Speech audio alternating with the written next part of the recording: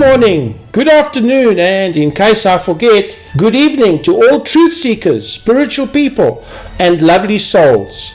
This presentation is all about the very dark world of the CIA's mind control projects. If you are new to the subject, it will be a real eye-opener, and you will be exposed to information you never dreamed could be possible. If you have any questions, then please ask them in the YouTube comments, and I'll do my best to answer them. Enjoy!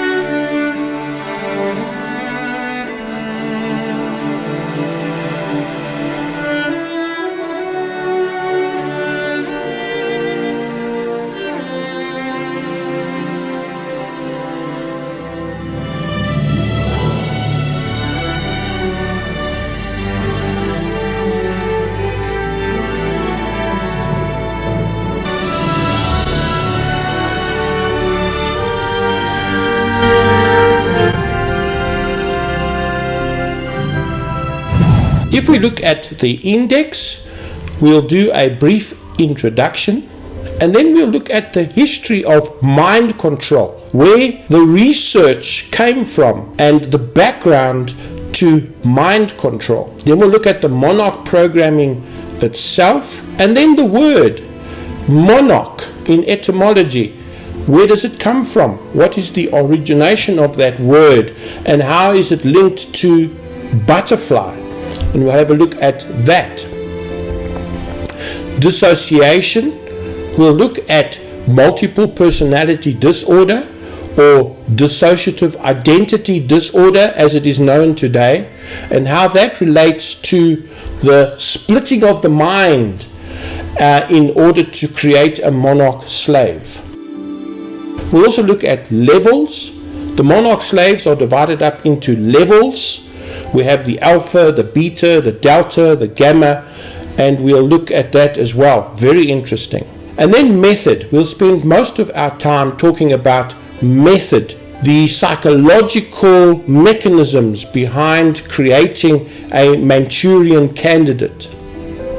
And then we'll end off with movies. Throughout the presentation, we will also look at movies and refer to movies, because there's a lot of monarch programming symbology in movies, and they seem to hide the truth in plain sight, and we'll have a look at that.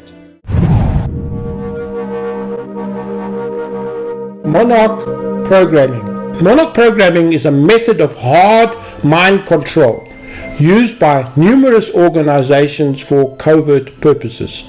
I say hard mind control because the monarch slave is exposed to extreme mind control programs.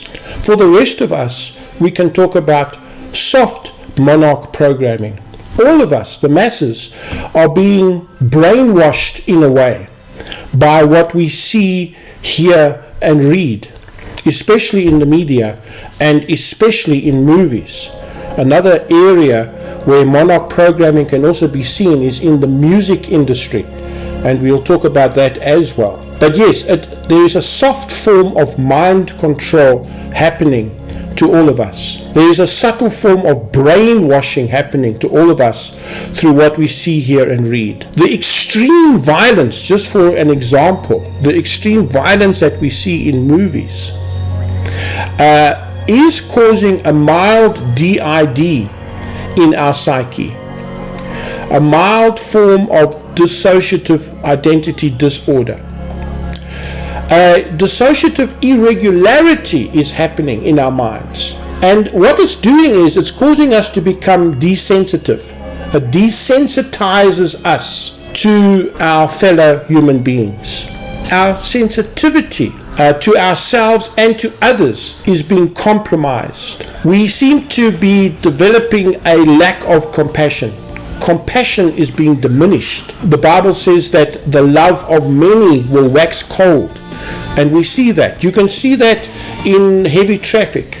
The way people react to each other, the anger that people have, the rage that people have when confronted in a traffic situation. Could it be that the extreme violence that we see in movies is having a dissociative effect on us? The Monarch program is a continuation of Project MK Ultra, a mind control program developed by the CIA and tested on the military and civilians.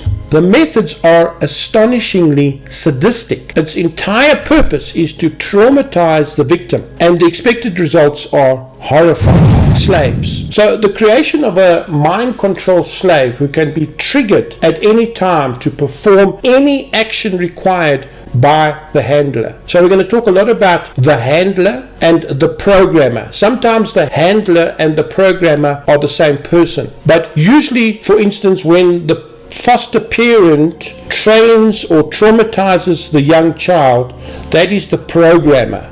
The one who's causing the pain to the child is the programmer. The slave is the person being subjected to all this trauma. Then once the programming is finished and the person becomes an assassin, like we see in the Jason Bourne videos, then the person gets handed over to the handler. And so often you'll see a handler controlling a slave, a monarch slave. So those terms we'll be using a lot. The programmer, the handler, and the slave. So while mainstream media ignores this issue, over 2 million Americans have gone through the horrors of this program. We'll also look at the origins of Monarch programming and some of its methods and symbolism. So as far as DID is concerned, Monarch programming is a mind control technique comprising of various elements. Satanic ritual abuse is being used in the Monarch program.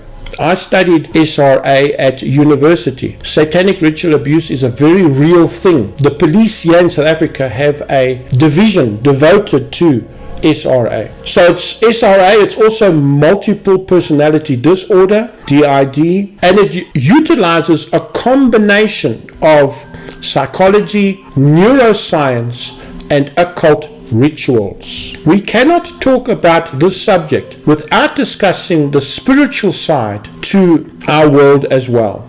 That is why we're talking here about the occult. Even the scientists who invented the Monarch program realized that our world is not only physical. It's not just about the physical and the mental. They realized that human beings have a spiritual dimension to them as well. That is why the occult is also used to create monarch slaves. So that's just important to know and to realize. These are all used to create within the slave an alternative persona, that what is called alters. So that's another word we're going to use a lot, is alters, that can be triggered and programmed by the handlers.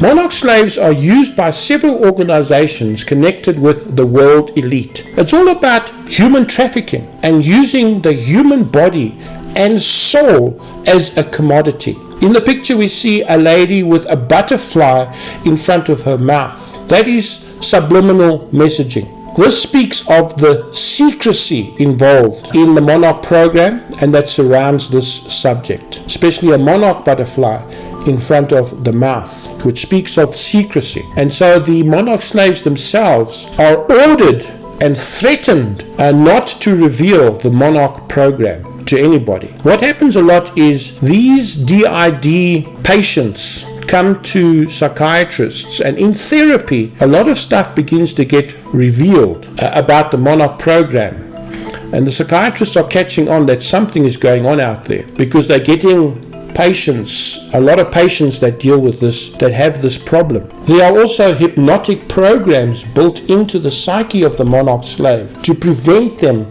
from revealing anything to do with their training and their programming. In fields such as the military, sex slaves, and the entertainment industry, it's all about human trafficking. A good movie to watch in this regard is Mel Gibson's movie Sound of Freedom that came out in 2023. But yes, this is what it's all about. A majority of Monarch slaves come from multi-generational satanic families, bloodlines, and are ostensibly programmed to fulfill their destiny as the chosen ones. Some are adopted out to families of similar origin.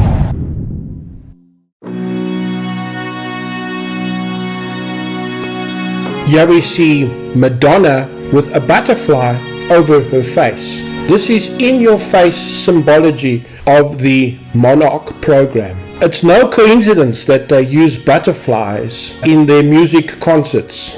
This is Monarch symbology. Madonna is a Monarch slave. Non-bloodliners are deemed as the expendable ones. So you get the bloodliners and the non-bloodliners, those that belong to the elite and those outside of the family circle. These are the expendable ones, almost a sort of subhuman.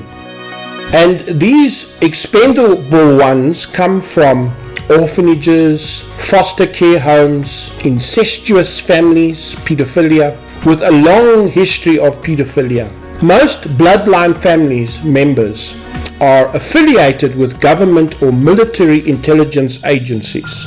So if you are a ward of the state, you are especially vulnerable to be exploited and used by organizations like the CIA. Also, family members' parents will sell their children to the CIA, to the elite, to the Monarch program in order for promotion at work, money, and so on. This actually happens. The parents will sell their children into the Monarch slave program.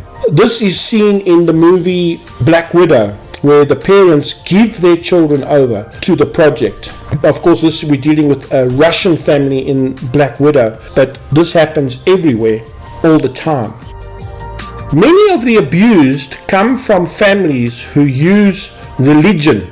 They use Catholicism, Mormonism, or charismatic Christianity as a front. Why religion? Well, slaves generally respond more readily to a rigid, religious, dogmatic, legalistic, hierarchical structure that is found in religion, because it parallels their base programming.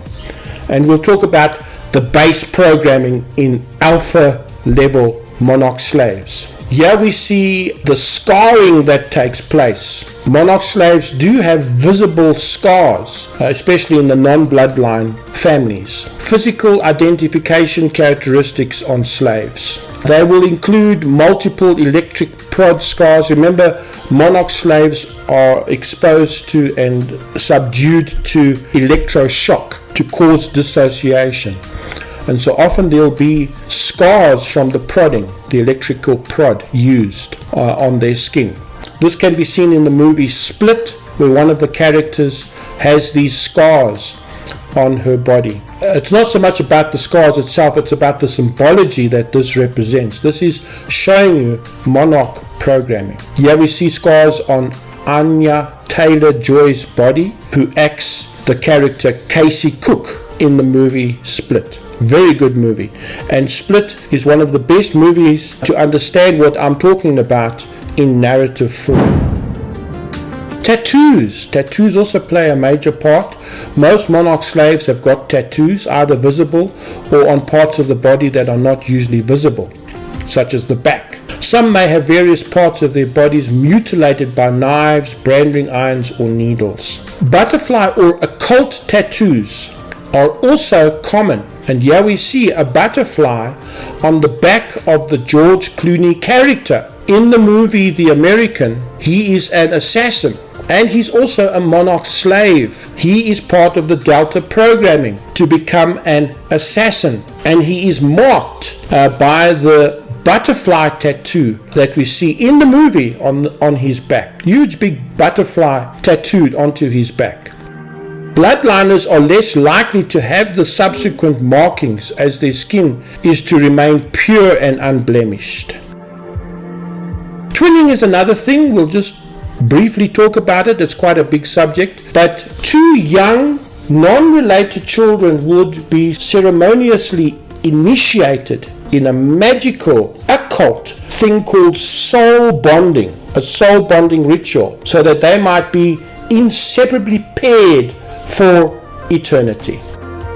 They share two halves of the programmed information, making them interdependent upon one another. And there's a lot of movies out there about twins and twins related to this soul bonding ritual that we see in the Monarch program. Here we see twinning in Stanley Kubrick's movie, The Shining, 1980, The Shining, very famous movie, horror movie. Everything in movies always has a deeper meaning. It's no coincidence that Kubrick incorporates twins in his movie, The Shining. Kubrick is subliminally telling us that twinning is part of the Monarch program. There is a lot of visual secret messaging being used by Kubrick in his movies.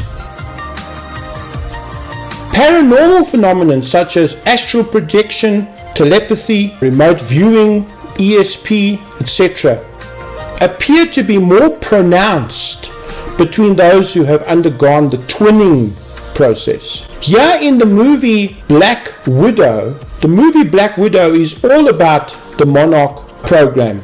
Scarlett Johansson, Natasha Romanoff, the lady with the red hair, played by Scarlett Johansson, and her sister character, Yelena Belova, is played by Florence Pugh. They're twins, sisters in this movie, and they've undergone the Monarch twinning soul bonding ritual. Their father, Alexei Shostakov, played by David Harbour. This is the same character that plays in the movie Stranger Things, which is all about Monarch programming. So what is interesting is that the programming of Monarch slaves is usually done by the parents or the step-parents themselves. And they themselves, the parents, have also undergone Monarch programming when they were young. So it's in the family. This whole thing is kept in the family, and it produces Monarch slaves. The two daughters are sadistically traumatized by their foster parents to cause a dissociative split in the mind. And after their programming, these two young girls are sold into the Monarch programming by their father. The parents give away the children to the Monarch programming as well. And this happens in real life as well, especially amongst the military. Military officials will give their children over to the Monarch programming in exchange for promotion at work, money, some sort of incentive is given.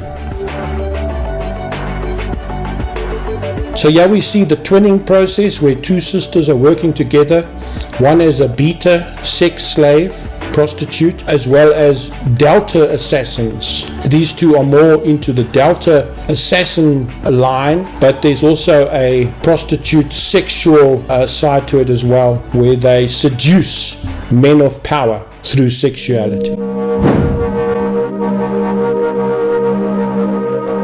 Let us now look at the history of Monarch mind control. The mystery religions of ancient Egypt, Greece, India, and Babylon helped lay the foundations for occulticism. The word occultism or occult means hidden, and it is a medical term. Doctors and surgeons will talk about the fact that a disease is hiding behind an organ, and the word they would use is occult. It's an occult disease. In other words, hidden. It comes from the medical world. So occultism simply means hidden or hidden knowledge. Rituals in history resembling mind control and the use of occultism to manipulate the mind can be found in the Egyptian Book of the Dead. Rituals in this book are studied by today's secret societies, which describe methods of torture and intimidation. The use of potions, simply an old-fashioned word for drugs, and the casting of spells, in modern terms hypnotism, resulting in the total enslavement of the initiate. Other origins of Monarch programming can be found in black magic, sorcery, and demon possession, where the victim is animated by an outside force. So now we're going to draw for ourselves a history tree map, and we're going to see how mind control was researched and developed through the ages, beginning with Egypt. So when we talk about mind control, we need to talk about occultism, because that's where mind control comes from. So we start our history tree map with the origin of cultism, which is hidden knowledge. Now, occultism comes from three main nations: Egypt, India, Babylon, and Greece. Egypt is responsible for writing the Egyptian Book of the Dead. The use of occultism to manipulate the mind can be found in the Egyptian Book of the Dead. Rituals in this book are studied by today's secret societies, which describe methods of torture and intimidation. So, to summarize, the Egyptian Book of the Dead was the development of occultism to manipulate the mind by using torture and intimidation through the use of spells and potions. Together with the Egyptian Book of the Dead, other subjects that were researched was black magic, sorcery, and demon possession. Interesting that demon possession in demonology is very similar to multiple personality disorder. It could be that certain personalities that come to the light, that come into consciousness, can be demonic in nature and not necessarily a human persona. Moving forward now into history, we find that satanic occultism, which comes from Egypt, India, Babylon, and Greece, was rife in Europe. But at the same time, Catholicism was taking over. The Roman Catholic Church dominated Europe and had tremendous influence on the nations of Europe. So the Catholic Church suppressed Satanism through the Inquisition of the 13th century. And although they suppressed it, it didn't completely disappear. Satanism simply went underground. It survived the Inquisition, and it took the form of esoteric groups. Satanism now disguised in various esoteric groups and secret societies. Let's go further. The most important secret society and the most well-known secret society is the Illuminati, that was founded by Adam Weishaupt in 1776. Adam Weishaupt was a Bavarian Jesuit, and he started the Bavarian Illuminati. The Weishaupt Illuminati was founded on May Day 1776. Adam Weishaupt was a professor of canon law at Ingolstadt, and he was a former Jesuit. This secret society was financed by the Rothschilds, and this is the very beginning of what we know today as the New World Order. They set out to establish a new world order. The Illuminati consisted of occultic bloodlines, elite secret societies, and Masonic fraternities. It was an amalgamation of these different groups.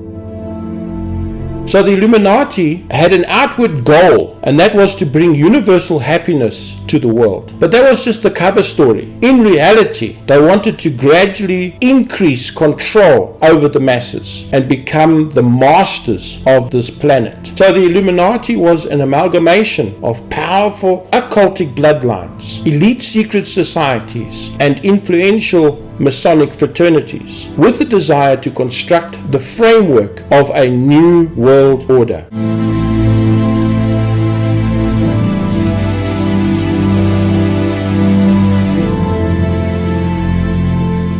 By the 19th century, Great Britain and Germany were geographic areas of Illuminati control. It was the Illuminati that initiated and encouraged the research into behavioral sciences.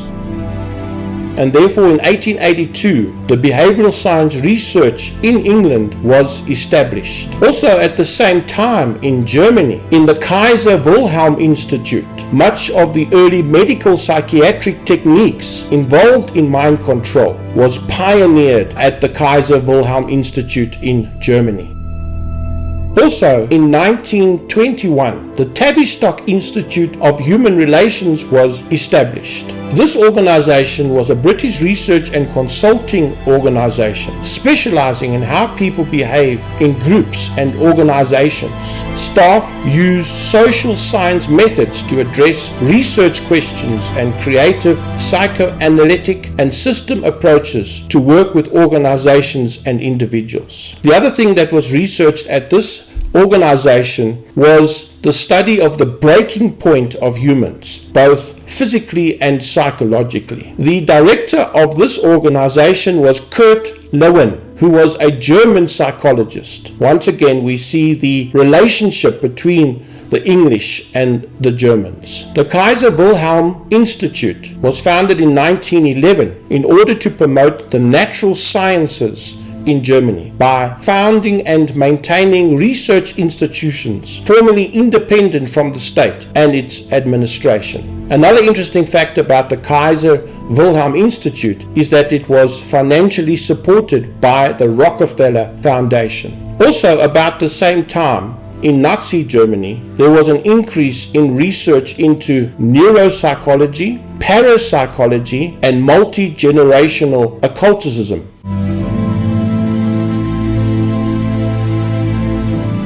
The nefariously enigmatic union between the two countries, Germany and England, was bonded partly through the Order of the Golden Dawn. This was a secret society which consisted of many high-ranking officials in the Nazi Party and in the British aristocracy.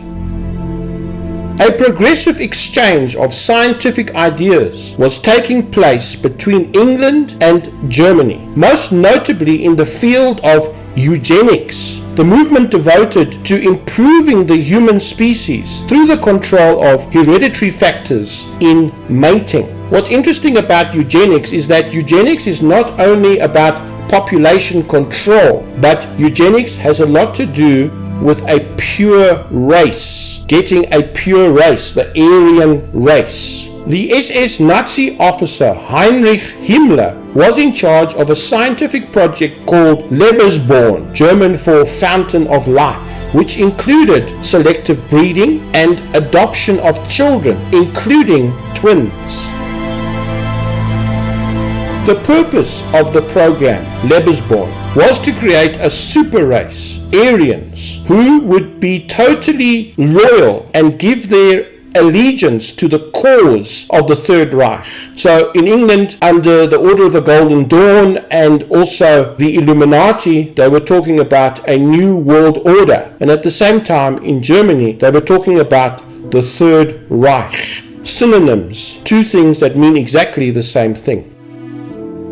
Much of the preliminary experimentation concerning genetic engineering and behavior modification was conducted by Joseph Mengele at Auschwitz and Dachau concentration camps during World War II in Germany. Brainwashing was carried out at inmates at Dachau who were placed under hypnosis and given the hallucinogenic drug mescaline. Mengele did research and experimentation on trauma bonding, eye coloring, twinning, and electroshock. During the war, parallel behavioral research was led by Dr. George Estabrooks.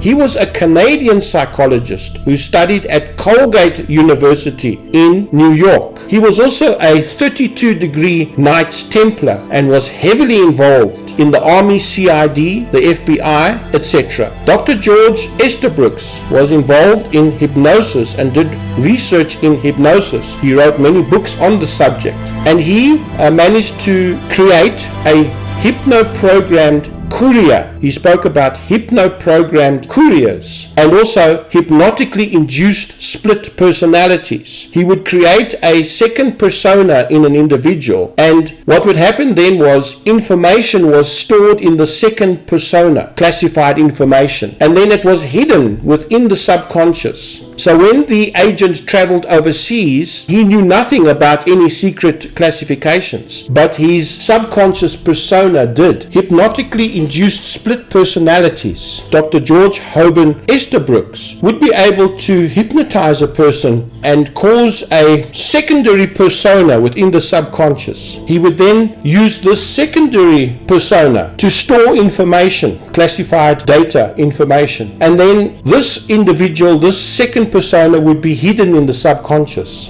The agent would then go overseas or over the border, and if he is interrogated, he knows nothing about the classified documents. The only way to obtain these documents is to get hold of the second persona, and to do that you need a trigger word or a password to access the subconscious persona, who would have a photographic memory and was able to repeat the information verbatim to whoever needed to hear it. Let's go further. After the war, Project Paperclip was founded and initiated by the US Department of Defense. This operation was to bring across from Europe, from Germany and Italy, scientists back into the United States, so that the same research that they were doing in Germany would be continued in the United States. This is Project Paperclip. Project Paperclip has got two big branches. On the one hand, we have the rocket technology, rocket science technology, the head of that being Wernher von Braun, which continued in America under NASA, and the technology for space exploration as well as the secret space program came from Project Paperclip. Much of the intelligence and much of the intellectual knowledge of NASA is not necessarily American, but German. It originates with German scientists. The other branch of Project Paperclip was this whole mind control issue. They wanted to control, bring the entire planet under some sort of brainwashing. One of the scientists that was brought over from Germany was Reinhard Gehlen. Reinhard Gehlen was the chief intelligence officer in Germany regarding Russia. He had intelligence on Russia. Reinhard Gehlen met President Truman in 1945, and four individuals had a meeting which would change the intelligence machine in America. Together with Truman, General William Donovan, or Wild Bull, as well as Allen Dulles, the then head of the CIA. So these four individuals came together and had a meeting at the White House in Washington in 1945. The German Reinhard Gehlen, President Truman, William J. Donovan, and Allen Dulles. They had various conversations and brainstorming sessions to reorganize the nominal American intelligence operation and transform it into a highly efficient covert organization. The culmination of their efforts produced what was then known as the Central Intelligence Group, CIG, in 1946. This was renamed to the Central Intelligence Agency, the CIA, in 1947. Another interesting thing about the year 1947 is that it is a year where the world changed. It was a turning point in the history of the world. Before 1947, the world was divided up into nations, and nations was emphasized. After 1947, globalization became prominent. Organizations like the International Monetary Fund, organizations like the United Nations, the whole idea of technocracy, all came into effect after 1947. It was the beginning stages of world domination, of globalization, and the globalists that we see today. Also in 1947, we had an event that took place in the Antarctic, where Germans were investigating and researching alien technology. A conflict broke out between the Germans and the Americans when Admiral Byrd was sent down to the Antarctic to find out what was happening down there, because the Germans had set up a base in the Antarctic. As a result of the brainstorming of these four very important individuals, Project Chatter was initiated in 1947. Project Chatter was a reaction to what was happening in Russia. Russia had developed a truth serum, a truth drug, where once injected with this substance, the subject would pour out honesty. And so in reaction to this, the Americans wanted to also find out more about this. And so testing of drugs became prominent in Project Chatter. Testing of drugs for use in interrogations and the recruitment of agents. This Project Chatter was terminated in 1953. Let's carry on. From Project Chatter, another project was initiated, and that was Project Bluebird in 1950. This focused on behavior modification.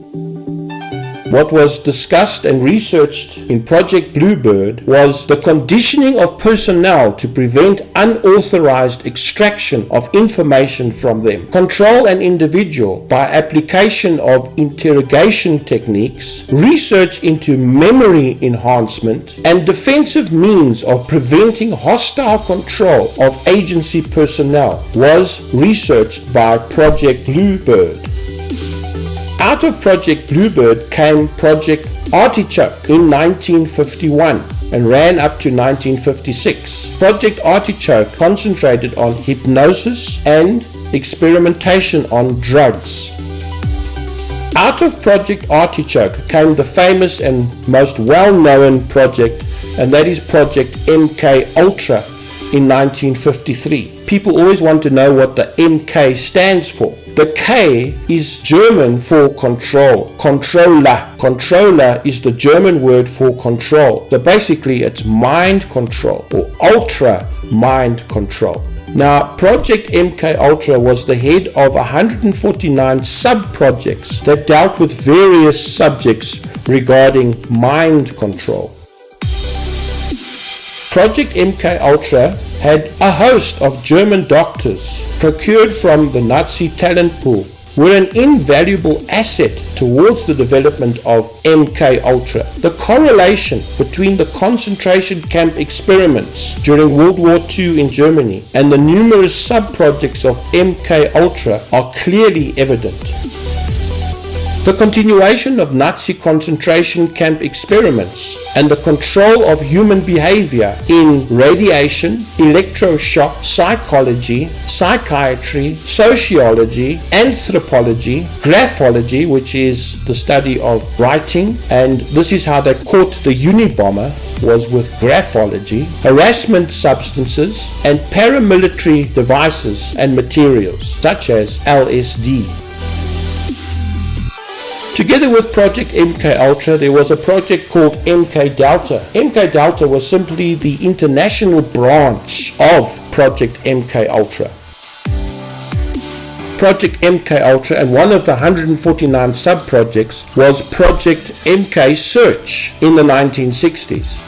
Project Spellbinder concentrated on Manchurian candidates. Operation Spellbinder, which was set up to create sleeper assassins who could be activated upon receiving a key word, a trigger word or phrase while in post-hypnotic trance.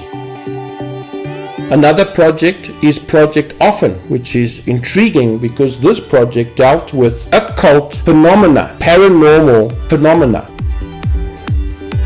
So out of all these sub-projects, we come to Project Monarch. And a good definition for Project Monarch is mind control through the manipulation of the brain's natural defense mechanism of MPD, or Dissociative Identity Disorder.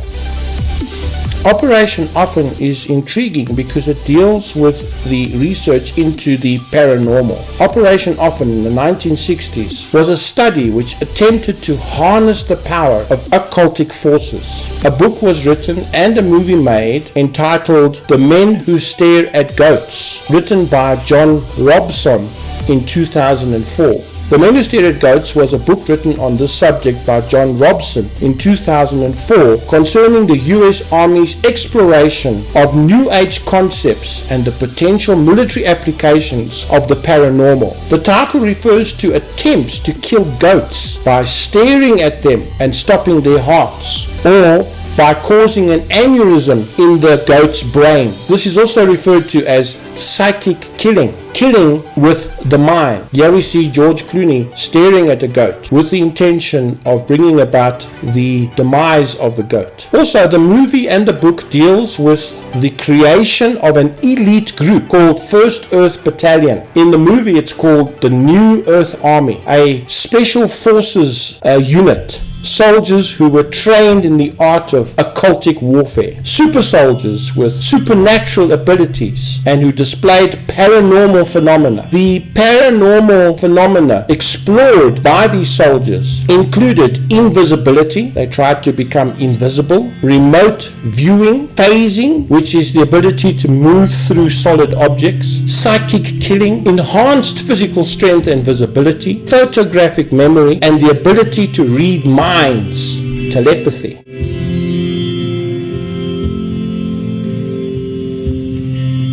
Let us now look further into Joseph Mengele. In the 20th century, mind control became a science. Thousands of subjects have been systematically observed, documented, and experimented on. Methodical studies on trauma-based mind control were conducted by Joseph Mengele, a physician working in the Nazi concentration camps during World War II. He was also known as the Angel of Death, and he performed human experiments on inmates, including children. Mengele did research on mind control. Mengele's research was confiscated by the Allies and is classified. A code word for Joseph Mengele was Dr. Green, and Joseph Mengele is considered the father of the Monarch programming. Often, Monarch slaves would refer to Dr. Green being involved in their programming. He was the principal developer of the trauma-based Monarch project and the CIA's MK Ultra mind control. Also, Project Paperclip. About 5,000 high-ranking Nazi officials were secretly moved into the United States in the aftermath of World War II in Operation Paperclip. The Nazis continued their work in developing mind control and rocketry technologies, the head of that being Werner von Braun, who became instrumental in the initiation and forming of NASA in America.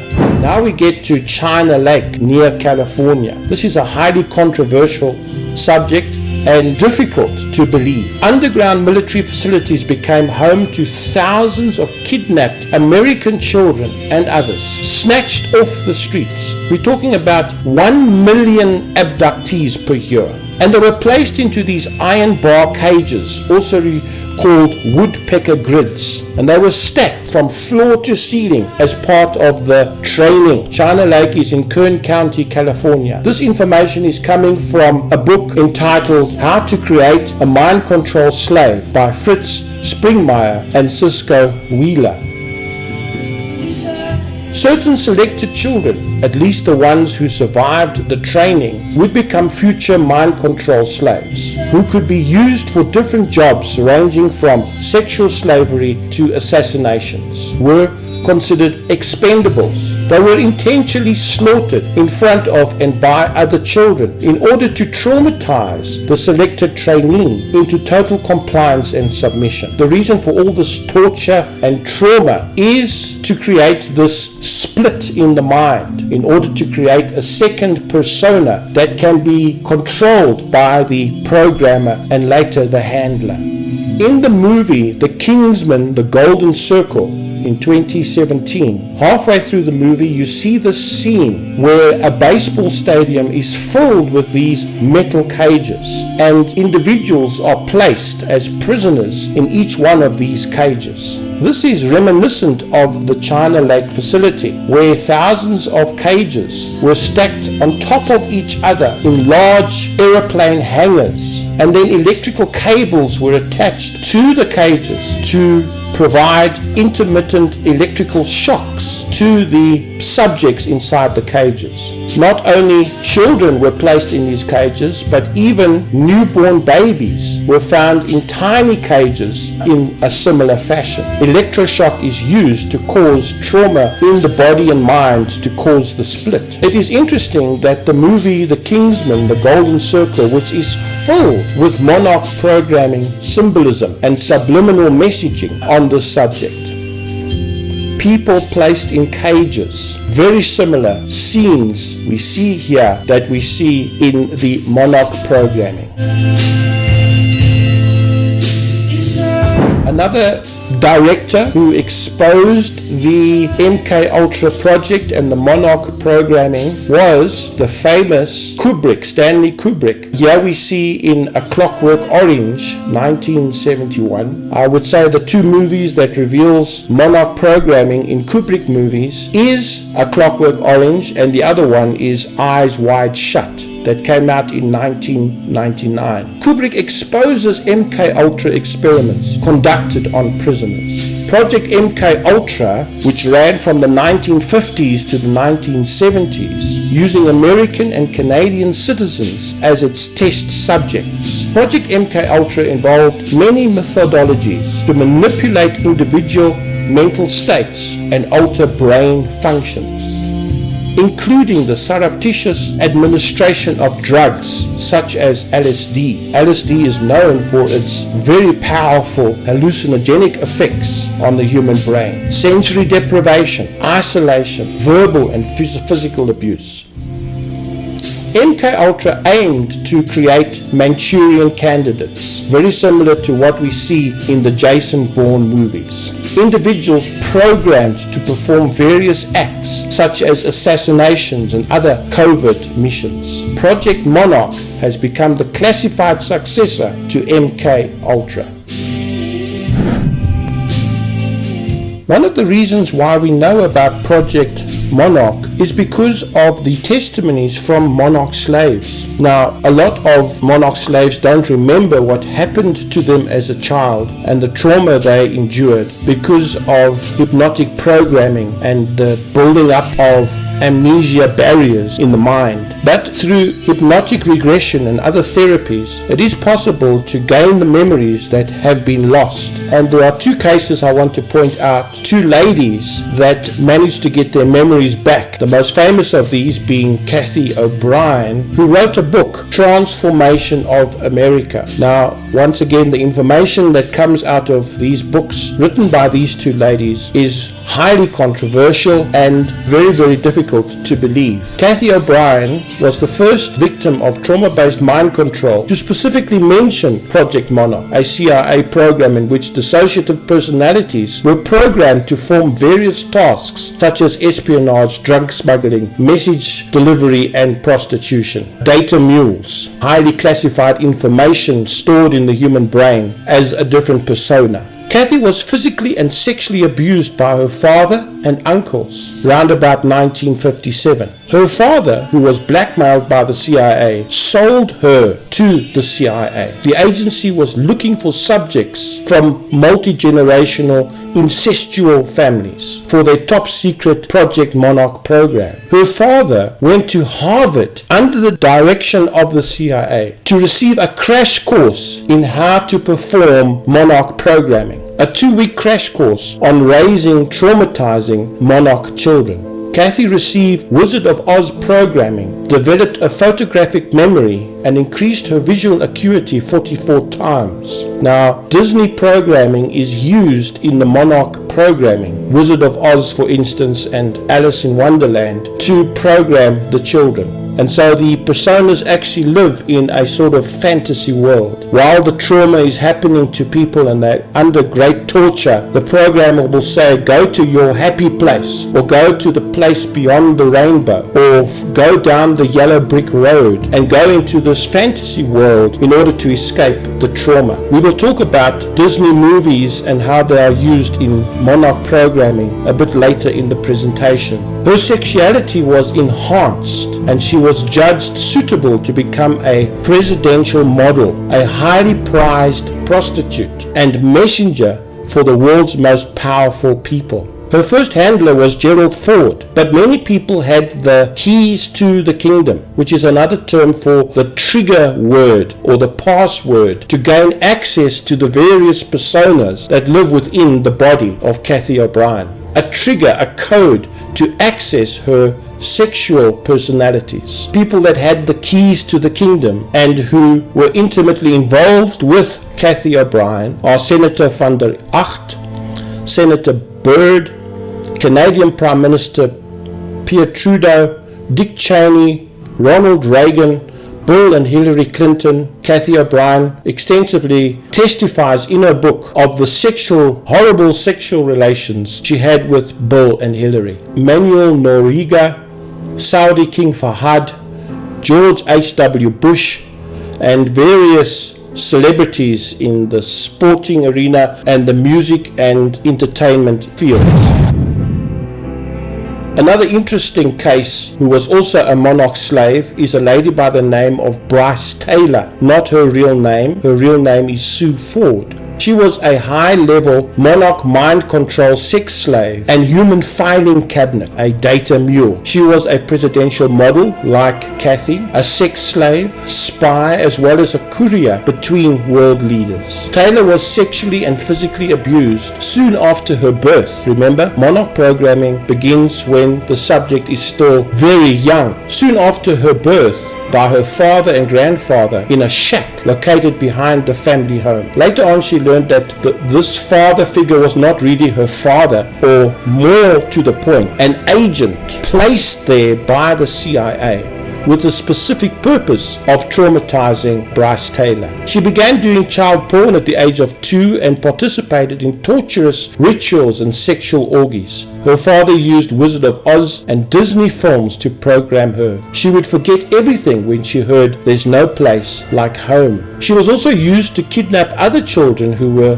lured into black cars, then used in porn or rituals, and then later killed off. At the age of 5, her father took her to a slave auction to comedian Bob Hope. She received high-level beta programming at US military bases and NASA and trained as a presidential model. We will also discuss levels later, where we talk about the alpha, beta, delta, and gamma programming. Taylor sexually serviced every US president from John Kennedy to Bill Clinton, as well as government officials, foreign dignitaries, world leaders, mobsters, and Hollywood celebrities. Bryce Taylor would wear a blue butterfly pin or earring to signal insiders at these lolly-da get-togethers of the elite. She was impregnated twice a year, and the fetuses were used in sacrificial ceremonies. Like Cathy, she named her daughter Kelly. She carried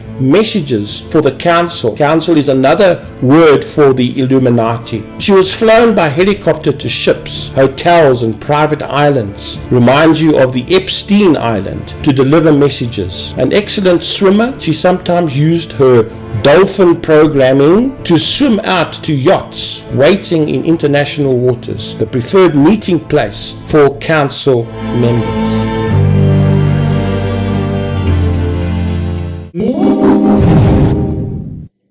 We are now going to talk about Monarch programming itself.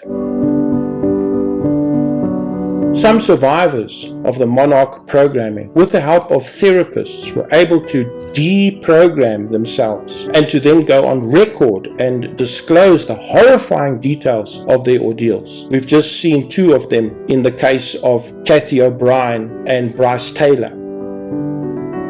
Monarch slaves are mainly used by organizations to carry out operations using patsies, trained to perform specific tasks, who do not question orders, who do not remember their actions, and if discovered will automatically commit suicide. This is Omega programming. Omega programming is where the Monarch slave will automatically commit suicide. We see this in the Jason Bourne movie, the first one, where an assassin jumps through a window to kill himself.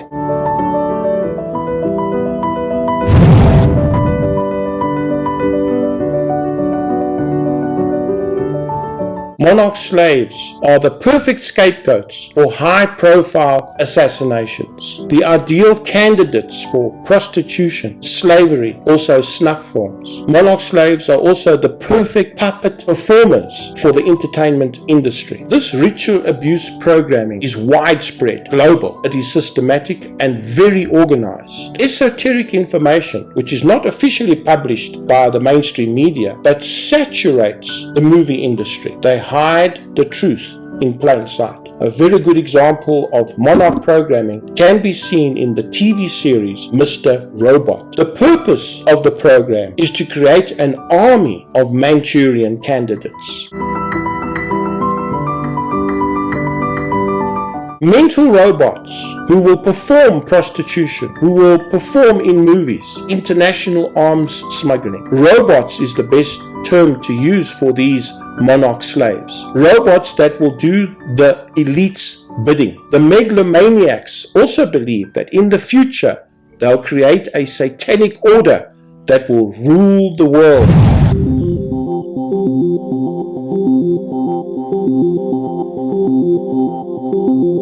Monarch programmers cause intense trauma to subjects through the use of electroshock, torture, abuse, and mind games in order to force them to dissociate from reality. This is the mind's ability to split in two, to sacrifice a piece of the personality and give that sacrificed piece to the torture so that the rest of the brain, the rest of the personality can escape the torture, dissociation. And it's a natural response when faced with unbearable pain. It's a defense mechanism that we have in our brains. The subject's ability to dissociate is a major requirement, and it is apparently most readily found in children that come from families with multiple generations of abuse. Mental dissociation enables the handlers to create walled-off personas in the subject's psyche, which can then be programmed and triggered at will. Trauma-based mind control programming can be defined as systematic torture that blocks the victim's capacity for conscious processing. And they use various forms of torture: pain, terror, drugs, illusion, sensory deprivation, sensory overstimulation, oxygen deprivation like drowning, cold, heat, spinning, brain stimulation, and near-death trauma. All these various means are used. In the movie Deadpool that came out in 2016, we see Monarch programming in the making. They hide the truth in plain sight. Wade Wilson, the character in Deadpool, is placed by his programmer into a hypobaric chamber that periodically takes him to the verge of asphyxiation. So he's placed in this glass tube and oxygen is taken out to cause him to asphyxiate, to cause him to suffocate. Why are they doing this? They want his mind to split, because in the splitting of the mind, the monarch slave is created. In the movie now, this activates a regenerative healing factor that counteracts Wade's cancer. The reason why the Deadpool character went to this place and volunteered himself to be part of the program is because he thought it would heal him of his cancer, which was fatal. So this activates a regenerative healing factor that counteracts Wade's cancer but leaves him severely disfigured. That's why you see him a sort of a monster creature with this horrible face that's gone through tremendous torture, but leaves him severely disfigured with tumor-like scars all over his body. So this is the making of a monarch slave. And in this room, in this hall, this broken down industrial area, it's not just Deadpool that's being exposed to these horrific tortures, but there are other slaves in the same room experiencing various forms of torture so that the mind can split to cause dissociation. So this is showing us in the movie world how monarch programming takes place. After the monarch slave is broken down through trauma and torture, he is reprogrammed. So first there's a breaking down, and then there's a building up in the image of the programmer. He is reprogrammed using hypnotic suggestion and operant conditioning. In other words, behavioral modification, to implant thoughts directives, and perceptions into the unconscious mind of the newly formed trauma-induced dissociated identities. So it's not the main identity that is reprogrammed, it is this alternative personality that is reprogrammed into the image of the programmer. And they force the victim to do and to feel and to think or perceive things for the purpose of the programmer, the one doing the programming. The objective to follow directives with no conscious awareness, including execution of acts in clear violation of the victim's own moral and spiritual codes and convictions. Installation of mind control programming relies on the victim's capacity to dissociate. The ability to dissociate permits the creation of new walled-off personalities or alters to hold and to hide programming. Dissociative children are prime candidates for this form of programming. In the movie The Kingsman, The Golden Circle, that came out in 2017, the whole movie, all three parts of the movie, there are three that came out, we see this Monarch programming. The symbology of Monarch programming is all over in these movies. Here we see the main character, played by Taron Egerton, inside a padded cell with butterflies flying all around him. This is a movie occultic symbology showing us Monarch programming. Monarch is the butterfly symbology for the Monarch program. Let's now look at etymology. Etymology is the big word for the study of words, where words come from. And so let's look at the word monarch and why they use the word monarch in mind control. Etymology. So it's all about the butterfly, monarch butterfly. Monarch mind control is named after the monarch butterfly, an insect who begins its life as a caterpillar, representing underdeveloped potential, and then after cocooning programming is reborn as a beautiful butterfly, the monarch slave. Some characteristics specific to the monarch butterfly are also applicable to mind control.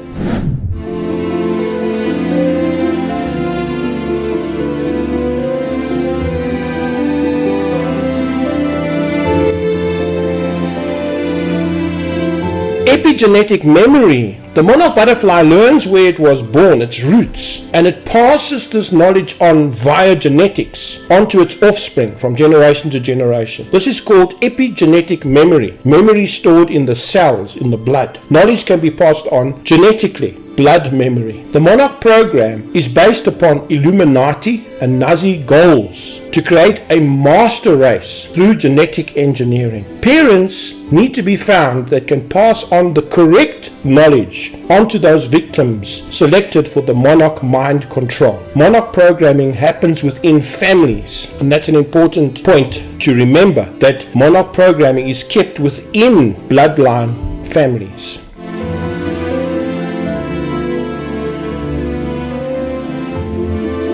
Another reason why it is called Monarch programming is because of the feeling one gets when undergoing this treatment. When a person is undergoing trauma induced by electroshock, a feeling of light-headedness is evidenced, as if one is floating like a butterfly.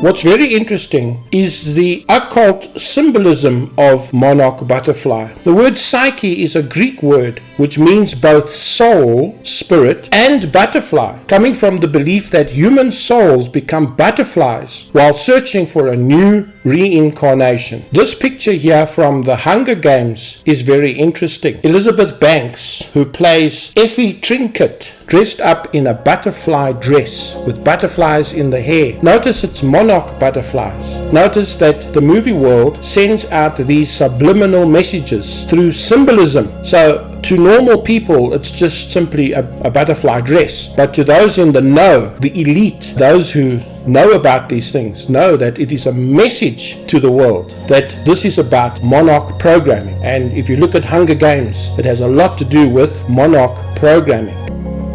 Also interesting that the angel of death in Gnosticism was also portrayed as a crushing of the butterfly. The angel of death crushes the butterfly. Oh, this is interesting. The moon child as it relates to butterfly. What is a moon child? The Monarch project is also an allusion to the moon child project. Butterflies are an allusion to souls, demonic spirits.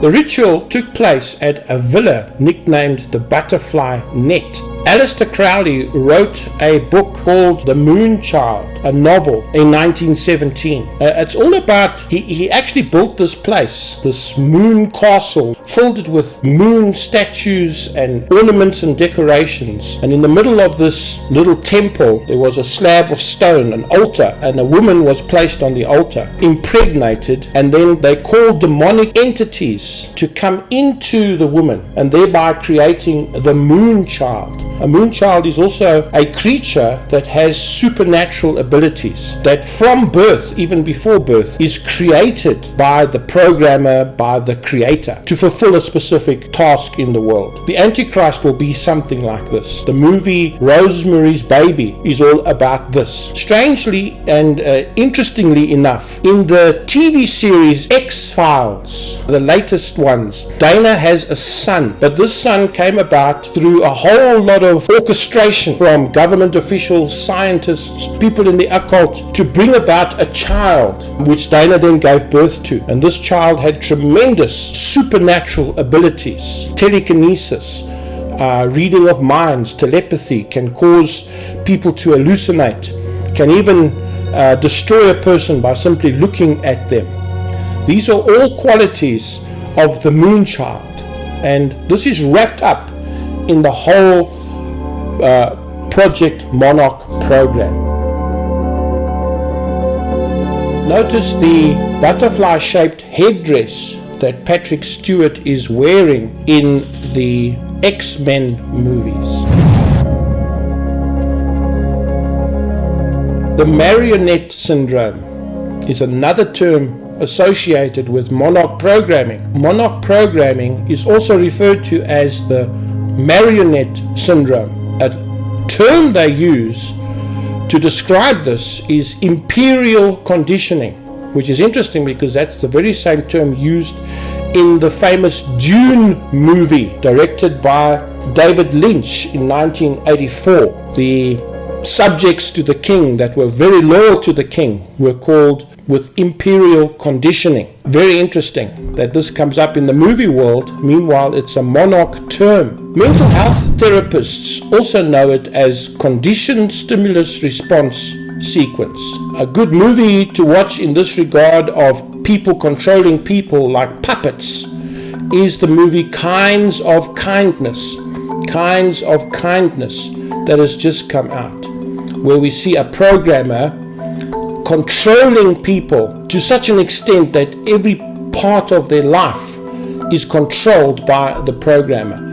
What they eat, what they drink, where they go, how far they go, everything is controlled. It's a sort of a very sick relationship, codependency between the one being controlled and the one who is controlling. Here we see the imperial conditioning in both the Dune movies, the 1984 one as well as the one that's just come out now. Imperial conditioning. And when they have been conditioned, they receive this tattoo in the third eye positioning, the ajna in the chakras, a dark spot on the third eye. Imperial conditioning, marked with a diamond tattoo, programmed to be completely loyal and obedient to the monarch elite. So here's a good definition of the Monarch project. Project Monarch is a form of trauma-structured dissociation and occultic integration in order to compartmentalize the mind into multiple personalities within a systematic framework, a person. During the process, a satanic ritual, including Kabbalistic mysticism, is performed with the purpose of attaching a particular demon or group of demons to the altars. So once again, this is not just a scientific thing, there is also extreme occult and demonic activity going on in the making of a monarch slave.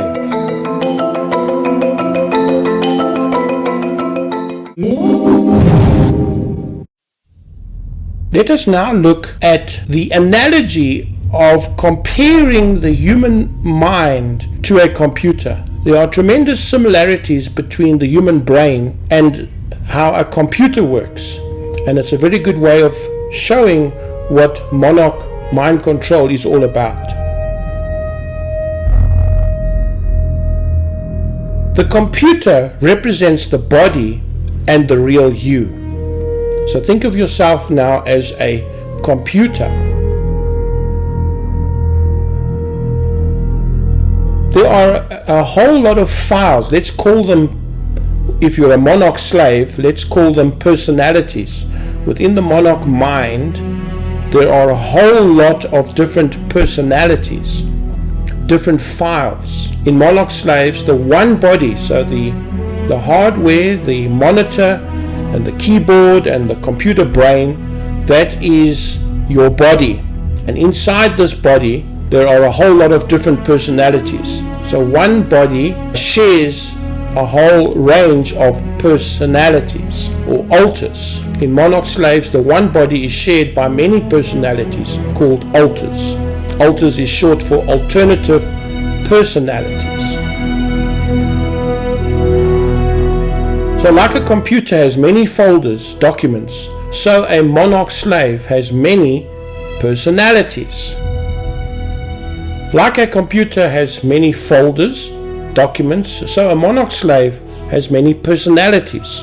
But what's interesting is that only one personality can be on the monitor screen at any given time. This term for allowing one personality to dominate while the others are suppressed in the background is called take the shine. The dominant personality takes the shine, or comes into the light, or comes into consciousness. These are different terms used for the person who now dominates and is on the monitor screen. So all these folders are inside the one mind. Each file is a different alter, a different personality. Many alters are in the computer, but only one can be on the monitor screen at any given time. And so all these different personalities are in the human psyche. A file alter is created through trauma, repetition, and reinforcement in order to activate, trigger the file. A specific access code or password, cue or command is required. This can be a certain word or phrase. It can also be a certain sound, like the ringing of a telephone, or music can also be used. Flashing lights in some cases as well, to bring forth another alter. In the TV series The Punisher, we see a monarch slave who brings forth, it's a lady acting, who brings forth another character when she undergoes flashing lights as well as water being poured on her. When she hears water or is in the vicinity of running water, her personality then comes to the fore. So it can be compared to a password. Just like you need a password to open a document, so a specific code, trigger word, is needed to open up that specific personality.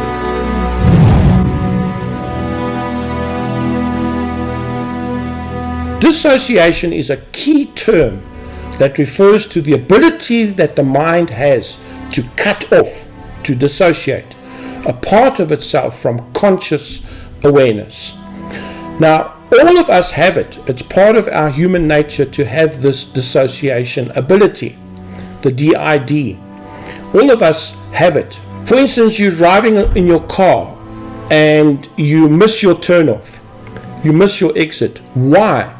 Why did you miss your exit? You were in the car, you saw it with your eyes, yet you missed it. And the reason for that is because you were somewhere else at that time. You weren't in that conscious space that you were supposed to be in.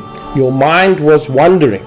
Well, that is a very mild form of dissociation. Only once you ride further on and you snap, you come back to your conscious self, you realize that you've missed your exit. You saw the exit sign, but it didn't register because you weren't in the conscious space that you were supposed to be. This is what's called dissociation. Part of your mind was dissociated or separated from the real conscious world around you, while your thoughts were involved somewhere else, were focused somewhere else. You were in your internal world of thoughts. Another example is reading every word on a page in a book and then realizing you had not comprehended a single word. It's a mild form of dissociation. You didn't read and take in what you were reading because you were thinking of something else at that time that you were reading. Think of dissociation as a defense mechanism. This ability of the mind to detach from itself is a brilliant coping mechanism. It is a brilliant coping mechanism that the mind uses in situations of extreme threat. And it is a way to protect the mind from the full awareness of the traumatic situation. Or he didn't even remember that it happened to him. Only later in therapy does the recollection of what actually happened to you take place in a controlled environment where you can deal with this extreme trauma that is happening to you.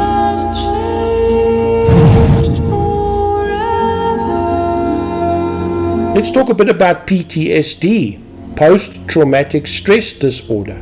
Vietnam veterans who had amnesia from their war experiences. Now remember, war experiences can be extremely traumatic, abnormally so. And they would have difficulty coping with normal life when they come back to normal civilian life. They would feel detached or estranged from others. Difficulty feeling any kind of feelings except for outbursts of anger. Difficulty concentrating and constantly feeling anxious, on edge, and without knowing why. This is known as exaggerated startle response. A car backfires in the road and the veteran grabs his gun thinking he's back in the war situation. This is over-responsive to stimuli, an over-response to stimuli, PTSD. Here is a picture from Manchurian candidate, these soldiers that have been put into the Monarch program and traumatized on purpose to cause the mind to split. So there are certain triggers that PTSD patients have to acknowledge and realize, things that trigger them off and put them straight back in that war situation. Sudden memories of the horrors of war will come flooding back into your mind because you have been triggered by something that reminded the unconscious mind of the war experience. So PTSD is very similar to DID, dissociative identity disorder. Example, the sound of a car backfiring can be a trigger, reminding them of gunfire. Now, these scientists in the Monarch program have developed the technique of using triggers like this to bring forth another personality. So you feel as if you are actually reliving the experience when the trigger happens to you. You smell what you smelt then. You taste what you taste then. Amazing how the senses come into play. And remember, smell can be an extremely important memory tool. When you smell something, it takes you straight back to that memory. Feeling, hearing, and seeing in vivid detail everything that happened to you during the actual battle. So when this memory happens to the veteran patient, it is called flashbacks. So these memories, complete with all the sensory memories, are called flashbacks. And during flashbacks, the veteran is out of touch with reality. They are no longer in 1985 in America. They are now back in 1968 in the jungle, reliving the war, if it was the Vietnam War.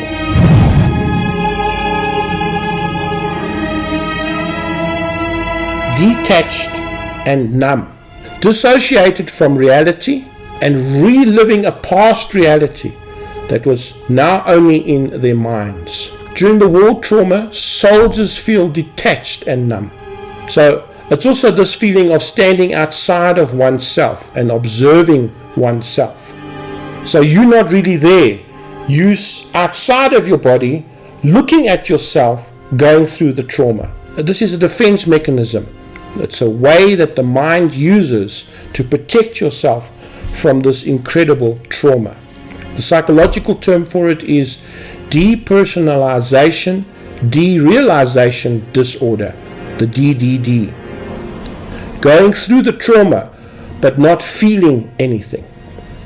You are dissociated from reality. These mind and body memories are re-experienced during flashbacks. So at a later stage, even many years after the actual event, the mind will replay it to deal with the situation. The reason why the mind replays it and you find yourself back in that same situation, even though you're experiencing DDDD, is so that the mind can heal and deal and face the situation, facing your demons.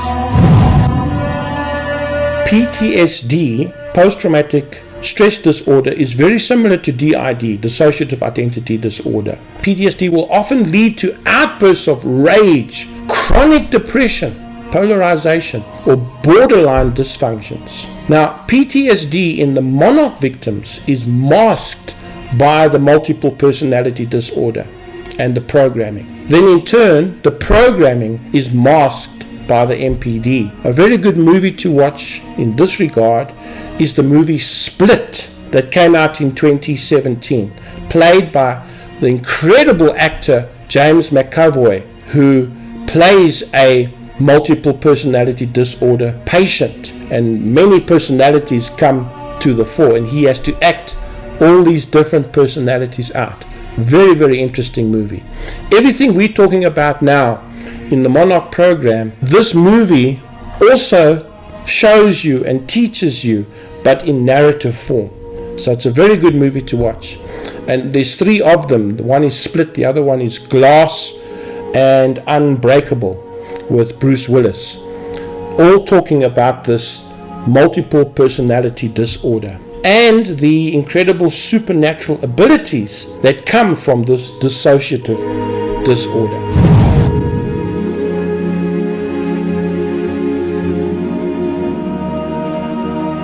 Monarch slaves are hurting people, are shattered people. They have deep psychological problems. When the programming is complete, front alters have been created which can function with smiles and cheerful attitudes, while underneath the mind is full of shattered, hurting alters who the slave is unaware of. These hurting alters are buried deep within the recesses of the mind, locked up in like a cupboard, in a place of suffering and isolation and depression and loneliness, while the front alters take the light and are acting with smiles, and it looks like they're very happy, but inside there is tremendous hurt going on. Self-punishment and social withdrawal are natural symptoms of PTSD, and the programmers have no trouble enhancing and programming these abnormalities into their alter systems. When I say symptoms, I'm talking about personalities. So here's a good definition of defense mechanism. When one is exposed to a psychologically distressing event that is outside the range of usual human experience, for instance, intense fear, intense terror, and helplessness, then dissociation occurs as a way for the mind to process the event without overwhelming the person.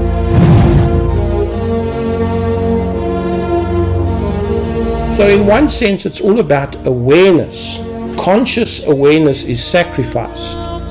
So parts of the experience, the knowledge of the event, the emotional feelings involved, the sensory experiences, the behaviors, they all become separated from one's conscious awareness during the dissociation. Altered states of consciousness.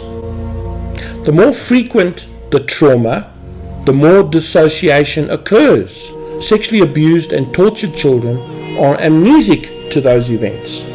Children that are exposed to pedophilia and incest often don't remember what happened to them. The mind shuts off. The mind prevents them from remembering the trauma. During times of torture and extreme physical and emotional pain, the mind is in an altered state and dissociates itself from that reality. So dissociation can also be artificially created.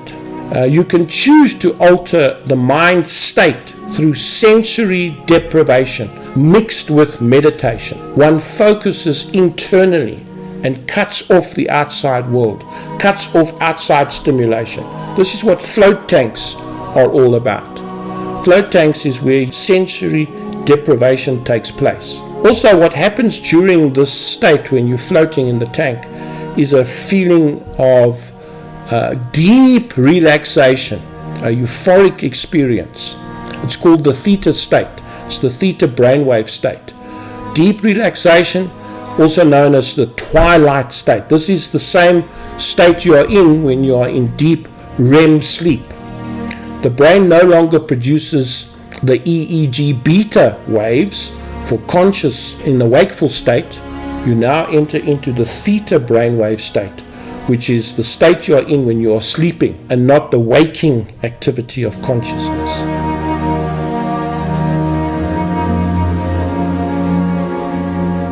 Now, during the twilight state, the brain produces endorphins. This is the feel-good chemicals. And you have a profound sense of well-being in this state. So it can be very beneficial. I used to go for theta therapy, where they put you in this state of deep relaxation. The twilight state is associated with the ability to rapidly absorb and learn information. The alpha alters photographic memory. Now we're going to get into these levels in the next segment of the alpha, beta, gamma, delta. So without the filtering mechanism of the conscious waking mind, the alpha state, information pours into the subconscious mind. So something almost supernatural happens when you are in the state of the theta twilight state. Photographic memory comes into play. In the theta brainwave state, we have access to an inner encyclopedia of all that we have ever learned or experienced. Remember, you never forget anything. The subconscious mind has a way of storing everything that you are exposed to, every book you've read, every movie you've seen, every conversation and experience you've had. All of that is stored in the subconscious mind. Nothing is ever forgotten. Your mind is a beautiful thing that is able to collect all this data, even though you cannot recall it back. Nonetheless, it is there in your system. Photographic memories are able to recite verbatim seemingly endless scripts. This is a fact, and it's part of Monarch programming to store all this information and to recall it verbatim. Monarch programming has a lot to do with implanting false memories into a person. Things that never happened to you, but you think they have happened to you. Programmers use movies to confuse people as to what is real and unreal. That's why Monarch victims are often are living in a fantasy world. They're not really living in the real world. In the altered state of consciousness, slaves are forced to watch movies that form screen memories, that hide memories of what actually happened to the person. For instance, a Monarch slave cannot remember what happened to him as a child. And in the Jason Bourne movie, for instance, the main character cannot remember how he became programmed and how he became Jason Bourne. He has no memory of what happened to him as a child and growing up, who his family was. Autobiographical memory has been robbed from him, and it's been replaced with screen memories that hide memories of what actually happened to the person. So Monarch programming has a lot to do with the implanting of false memories. So this state of forgetfulness, of not being able to recall memories, this amnesia that the Monarch slave is exposed to, is put there by the programmer. Hypnotic programs are placed into the Monarch child. And if a person does begin to recall memories of abuse, sometimes this happens in therapy, where memories start to come back when the person is put under hypnosis, hypnotic regression. But these memories are supposed to be buried in the unconscious mind, are supposed to be buried so deep that it never reaches the conscious awareness. So it's actually very dangerous when Monarch slaves go for therapy, because all these things, these terrible things that happen to them during their Monarch programming, come to the surface. Sometimes even Omega programming has to be put into play, where the subject actually commits suicide to prevent this information from getting out. Sometimes it doesn't have to be so severe that suicide has to be initiated, but screen memories can be placed into the psyche. Sort of a scramble programs can pop up. When you begin to recall and remember what happened to you, then these screen memories come into play. And they take the form of movies like Wizard of Oz or Alice in Wonderland. So instead of you remembering what happened to you, you begin to remember the movie instead. The scramble program takes over in the form of a movie. You remember the movie and not what really happened to you.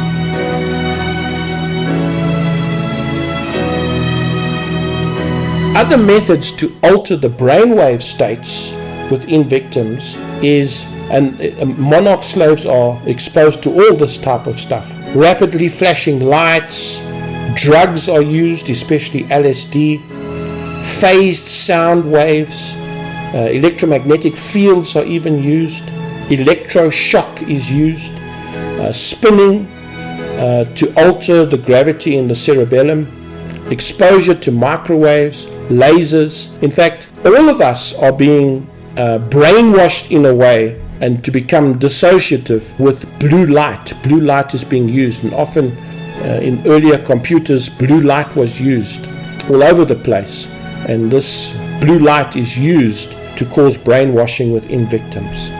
So freezing is quite a horrific method used towards prisoners of war during World War I and II. It is possible to program the human mind as you would a computer, first by breaking down the individual and then building up the individual. In the prisoners of war camps, they call this freezing, the total destruction of a person's identity, using techniques like food and sleep deprivation, isolation, torture, chronic assault on a person's values, instilling total dependence on the captors for survival. A person's whole sense of self is destroyed. You are totally helpless, broken, with no will of their own left. You become like a little baby, totally dependent on the master, the slave-master relationship. So once freezing has happened, then refreezing happens. They would then be ready after the freezing for the brainwashing or refreezing. A new value system and identity would be put in through reward and punishment, conditioning or programming a person to believe or do only what the captors wanted them to believe or do. This is what's done in the case of Manchurian candidates as well. A good book to read in this regard is The Search for the Manchurian Candidate, The CIA and Mind Control, The Secret History of the Behavioral Sciences.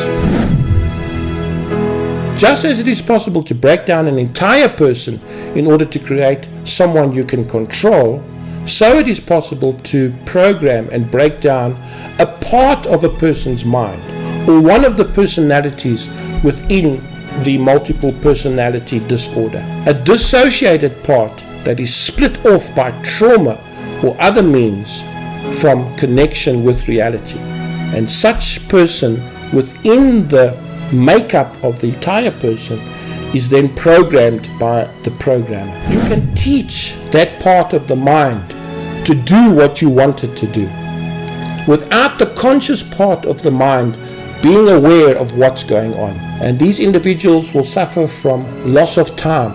There'll be a missing time in their life when the one personality lays dormant and the other one comes to the fore.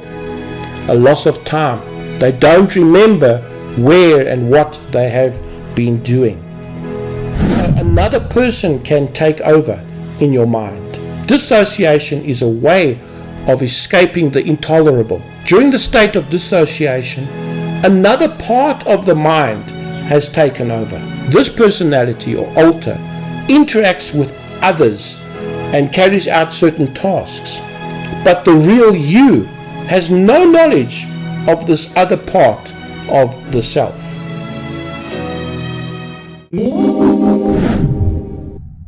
There are different levels of Monarch programming, which is divided up in the Greek alphabet.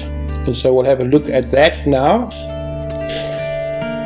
Brainwaves. These are actually brainwaves. The levels of Monarch programming identify the slave's functions, and there are various functions, and are named after the electroencephalography EEG brainwaves associated with them. So if we look at the brain, there are various brainwaves coming from the brain. We have the alpha brainwave, the beta brainwave, gamma, delta, and theta. Of course, there are many others, and we'll go into some of them as well, but these are the 5 main ones.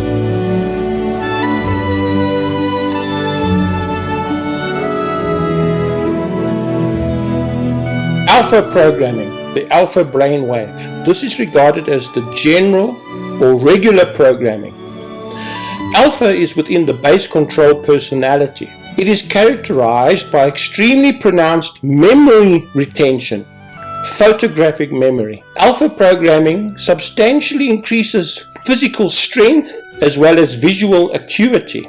Alpha programming is accomplished by deliberately subdividing the victim's personality, which in essence causes a left brain right brain division, allowing for a programmed union of left and right through neuron pathway stimulation.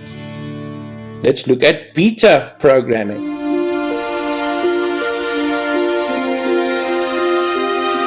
So beta programming, also referred to as sexual programming, the programming of Monarch slaves, alters instructed in the art of seduction and sexual pleasure.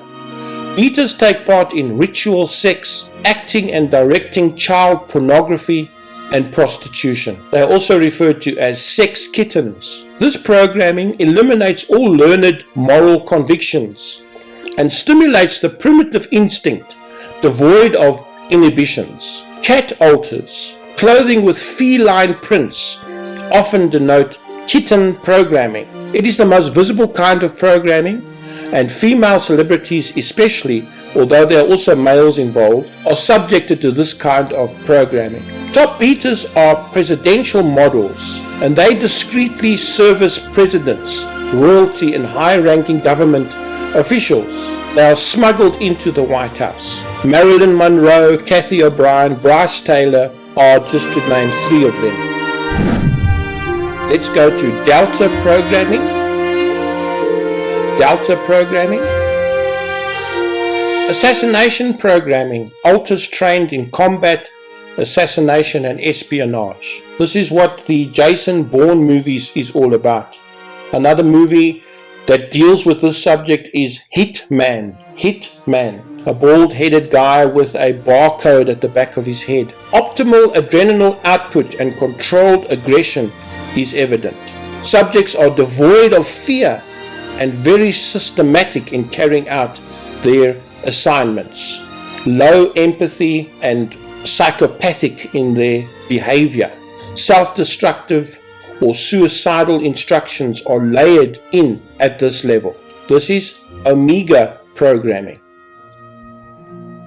A good example of delta programming is in the movie RoboCop, where we see this advert, this trailer picture. Here in this picture we see RoboCop standing with the words Delta City written on top of him, because he is a Delta asset, Monarch programming of Delta for assassination. Also, the robot itself is a metaphor of Monarch slaves. The robot is under the total control of the handler and must do whatever the handler tells him to do. So it's like a metaphor. However, the robot is part human, meaning that in order to function, the robot needs to draw on the vital life force energy of the real person. Somewhere in the robot is the real you, but it is locked up, and you are a prisoner inside your own mind and body. Delta programming is a code word for killer assassin alters. Alright, then the next one is theta programming, theta, and this has to do with psychic programming abilities. It deals with supernatural abilities such as telepathy, clairvoyance, remote viewing, telekinesis, pyrokinesis, shape-shifting, invisibility, etc. The TV series that deals with this type of level of programming is the TV series called Stranger Things. The main character, L, for 11, is a Monarch asset. A Monarch asset that has supernatural abilities. Where that one scene where she crushes a Coke tin with her mind. Bloodliners, those coming from multi-generational satanic families, exhibit a great propensity for telepathic abilities. Psychic killer programming, psychic assassins, are able to cause brain aneurysms, etc. at any time and anywhere. They telepathically communicate with an entity called Mother. The Greenbaum speech on hypnosis is a very famous speech. You can find it on the net, where this psychiatrist was speaking to a group of psychiatrists in 1992, where he exposed the Monarch program, and his life was threatened by the CIA afterwards, not just him but his family as well. Then we go to gamma programming. Gamma, this is more to do with deception, the ability to deceive. These alters are trained in deception. They spread disinformation and are able to throw a therapist off track if they go for therapy. Gamma programming is a preventative program specifically designed to deceive psychologists and health workers who are trying to help Monarch patients by getting to the truth of what happens to them. So remember that Monarch slaves, it's a very secret thing. They're not allowed to tell anybody. And if they do, then certain programs come into play. And they are most vulnerable when they are sitting in therapy and are undergoing counseling, because this is where all the hidden information comes to the fore. But the programmers have built in barriers to prevent any sort of truth coming to the fore. Then there's also something called omega programming. Omega programming. Omega programming is a self-destruct form of programming, also known as code green. Code green. The corresponding behaviors include suicidal tendencies and or self-mutilation. This program is generally activated when the victim survivor begins therapy or interrogation and too much memory is being recovered. Omega programming. So Monarch slaves will actually commit suicide and bring an end to their life if classified information is revealed. We will now delve deeper into beta programming. Beta, the second Greek letter in the Greek alphabet, represents the sexual alters that the programmers are creating. The primitive part of the brain is involved in this type of programming. Also, an early sexual abuse event, incestual event, can be used to anchor this type of programming. These sexual slaves will develop sexual abilities that are far beyond what the public is aware of or even believe is possible. The beta level monarch slaves receive the worst kind of abuse, far beyond what most people can even imagine or can picture in their minds. Beta alters generally see themselves as cats. They identify as cats. Here we see Katy Perry, a musician, doing an advert for a perfume, the Katy Perry perfume called Purr.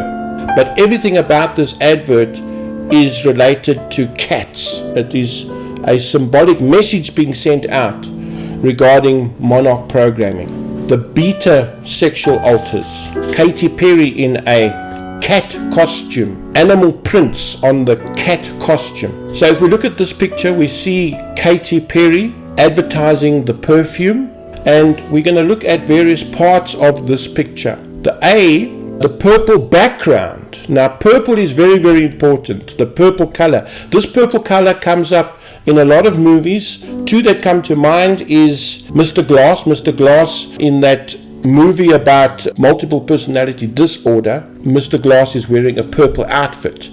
Now, the same actor, Samuel L. Jackson, also acts in The Kingsman, The Golden Circle, also wearing purple, predominantly purple. Purple is very important. It is the background color and represents dissociation in Monarch programming. Also, see the mask, the purple mask that Katy Perry is wearing. It's a symbol of the slave's alter sex kitten persona. The fact that they're wearing masks, just like in the movie Eyes Wide Shut, Kubrick's movie that came out in 1999. Everyone's wearing masks, and that's what Monarch slaves are all about. They are not presenting their true selves. They have many alters. In other words, they have many masks that they present to the public. See the reflection here, number C, the reflection. The reflection representing the multiple alters of monarch slaves. And you'll see this a lot in movies, this reflection in mirrors and so on. I'm going to get into that a bit later on about these reflections which symbolize the multiple alters in the monarch slave. D, the shadow. See the shadow at the background there.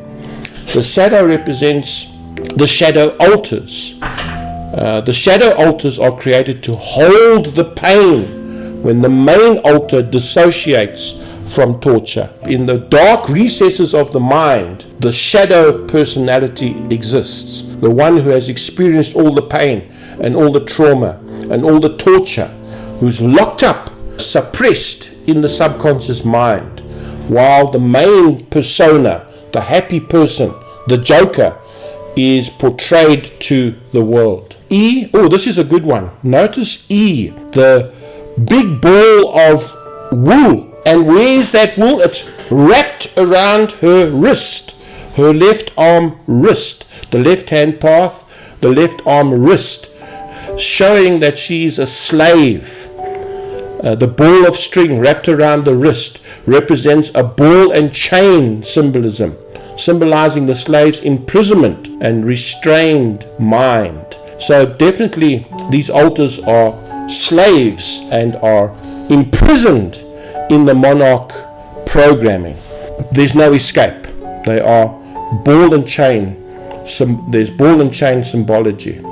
Also the animal print, the cat suit with the animal print and tail. We're going to talk a bit about how many of these monarch slaves wear clothes that have these animal prints on them. It's a symbol of beta sex kitten programming. So in this one picture, all these various symbologies are popping out at us. It's not just about the perfume. There are deeper layers of messaging going on in advertisement. Also, the music industry is very well known for portraying occultic symbology through their dancing and through their rituals. It's not just a concert that we are seeing, This is satanic occultic rituals that are being portrayed in front of us.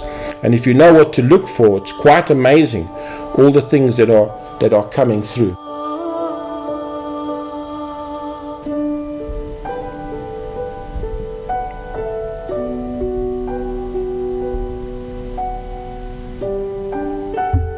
Also, pain is pleasure. Pain is pleasure. Turning things around. Looking at the world in opposites. The torture and sexual abuse eventually becomes gratifying to the mind. The mind does a reversal, and through hypnotic suggestion, monarch slaves are taught that pain is actually pleasure. Pain becomes pleasure. The programmers are trying to get a type of nymphomaniac, excessive female sexual desire out of the slaves. And they accomplish this on one level. The sexual alters also, at the same time as all of this is happening, the sexual alters are also have no feelings. No feelings are attached to what they are doing. There's an indifference that is associated with this.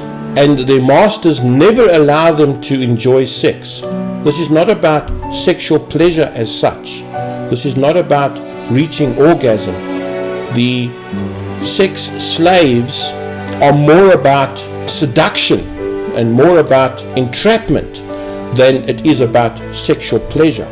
So here we see some celebrities wearing these animal print clothes, just to show you that it's not just something that's very rare. A lot of celebrities in every field are wearing these clothes, these animal print clothes, all over the place. Here we see Jennifer Anderson also wearing the animal prints. Now, I'm not saying that every person that wears animal prints is a monarch slave, but a great deal of them, especially if it is associated with the Monarch project, are deeply involved in the Monarch project.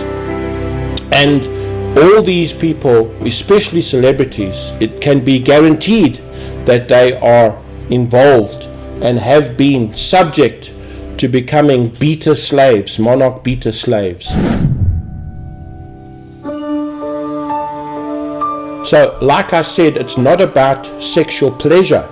That's not the end goal. It's more about entrapment. And the programmers teach the beta slaves that they are not to have any sexual climaxes and are coached to fake it. The programmers have been heard to program their slaves and by saying don't be a hustler and don't pick up strays. The programmers have a very specific goal and purpose in mind with what they are doing. It's not just for the fun of it. The programmers must now groom these alters. Females and males are taught the art of seduction. And also the programmers are very well versed in human nature and psychology, human behavior. And so the beta slaves have a great deal of this understanding of psychological manipulation. This I found very interesting. I did this little diagram for us. This is showing the spectrum of female sexuality. The spectrum of female sexuality, from absolute abstinence on the one side to absolute being addicted to sexuality on the other side. So on the left-hand side, we have females who guard their body with their mind. Females who guard their body with their mind. And on the other extreme, we have females who guard their emotions with their body. They use the body to guard their emotions. They're not afraid, and they use their body in a sexual way to compensate for some or other emotional need. On the far right, we have the nymphomaniacs. Females who crave sex for physical pleasure, for the physical pleasure of sex. On the other side, we have those that practice celibacy. Those females who guard their body with their mind. The body is protected with the mind. these ladies don't practice sex at all. So these are two extremes that we are talking about. Now, healthy sexuality is found in the middle of this. This is where a healthy sexual appetite, one could say, lies between the extremes of absolute giving oneself over to sexuality in an addictive way on the right hand, and on the left, females who completely abstain from sexual activity. Both extremes are unhealthy, and so in the middle we find a healthy way of living. So when a woman guards her emotions with her body, the nymphomaniacs, this is the type of person who craves sex for the physical pleasure of sex. And there are entire clusters of behavioral traits that go with this type of personality. This is body language, the way they walk, the way they use their eyes, the way they stare at men and women for that matter, the way they dress. All this indicates the nymphomaniac. Sex is used as a drug, and it becomes an addiction in this scenario.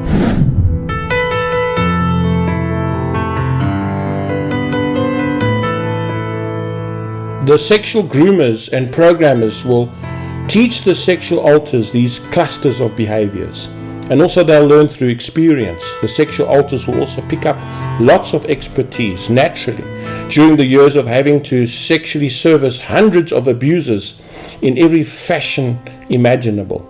Also the Gumby programming, in a term used in the porn industry, Gumby programming, is to make the slave think that their body is like Gumby and is flexible to move into any position.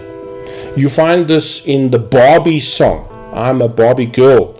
The lyrics of that song show you how pliable, elastic, plastic these girls can be. The slave is repeatedly threatened with their life if they do not perform perfectly.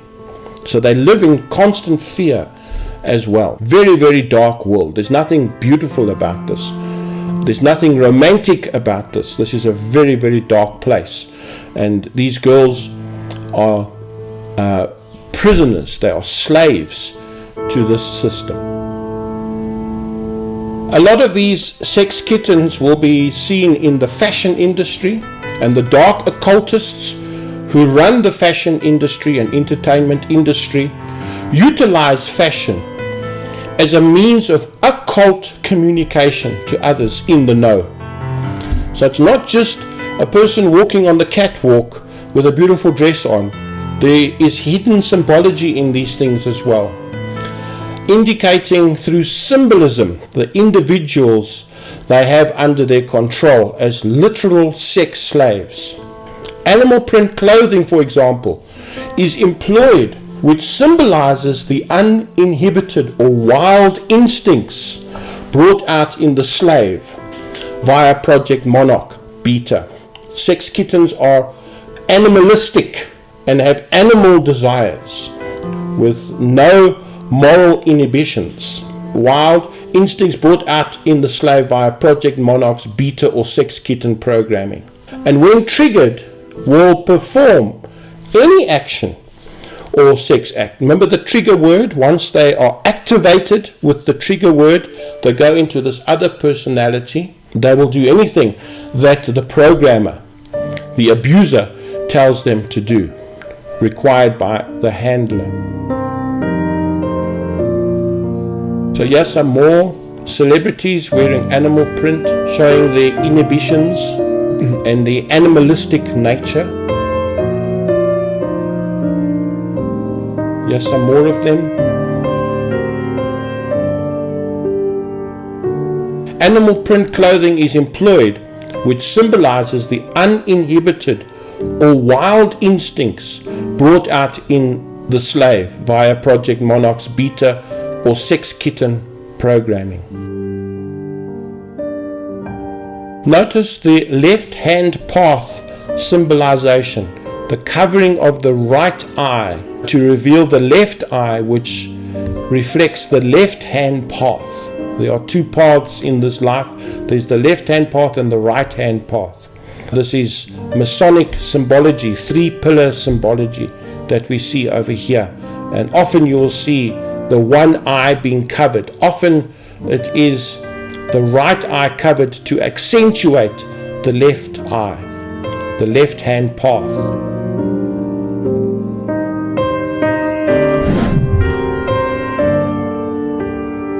Monarch programming destroys the sacred feminine.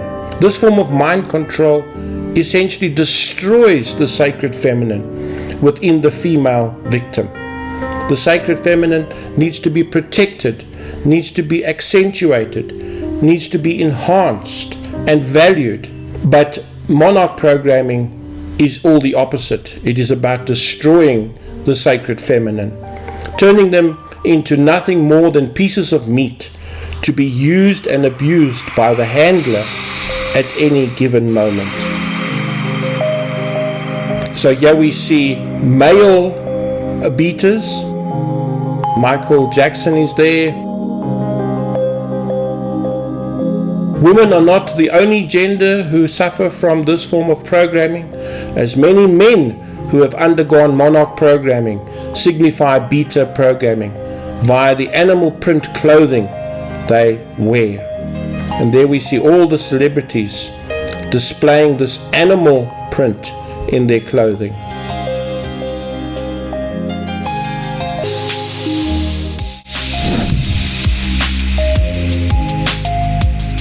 So, to end this section of beta programming, let's protect the children. It's about protecting the children.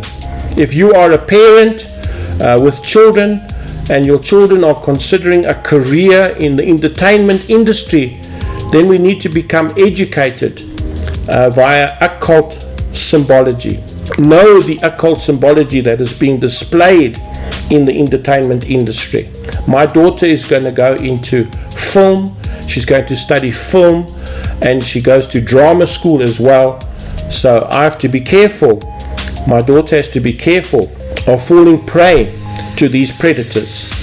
Even CIA agents who are wolves in sheep's clothing within the entertainment industry. So keep your children as far away from Hollywood or the entertainment industry as possible. Monarch programming is destroying the human race one person at a time. Children need to be protected, and the best method of doing so is through education and through knowledge, being informed.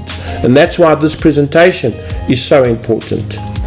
Remember, the shattering of a woman's mind is not glamorous at all, is not sexy at all.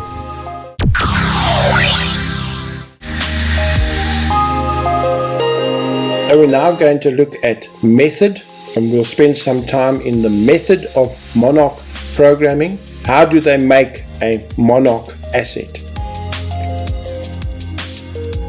Terms we've been using a lot is the monarch slave, the monarch programmer / handler. Sometimes the programmer and handler can be the same person, but usually it's the programmer who programs the monarch slave and then hands the asset off to the handler, who then takes over. So the victim survivor is called a slave by the programmer handler, and the victims venerate the programmer handler.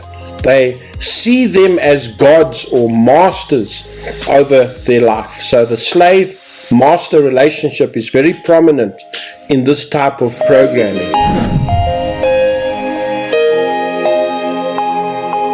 There are more girl slaves than what there are boy slaves. 75% of monarch slaves are female, since they possess a higher tolerance for pain.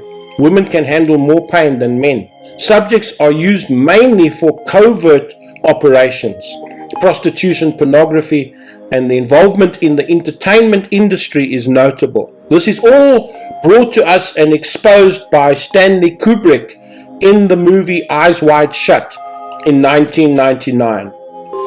Kubrick lost his life after this movie, perhaps taken out by the CIA. This picture is interesting from the Marvel comic universe, where we see the programmer, the handler, and the monarch slave, the young girl, the green young girl, Gamora. Thanos in this picture is the one who is the handler. He's just destroyed this planet, taken out her parents, and now adopts her. But this is more about Monarch programming than anything else, because Thanos is now going to train young Gamora to become a beta Monarch slave, an assassin. And we know that because he's giving her this gift, this beautiful knife, and he's going to train her in the ways of assassination. She becomes an assassin for the programmer, for the handler. Young Gamora lost her parents in the massacre of the Zehobere. Thanos then adopts her and programs Gamora to become an assassin. Thanos is the Monarch programmer, and Gamora is the Monarch Delta slave. So the esoteric symbolism of Monarch slaves is given to us again and again and again. Every second movie we watch is dealing with Monarch programming. Alright, so what are alters? Monarch handlers seek the compartmentalization of their subject's psyche in multiple and separate alter personas, using trauma to cause dissociation. The success of Monarch mind control programming is that different personalities or personality parts called alters can be created who do not know each other.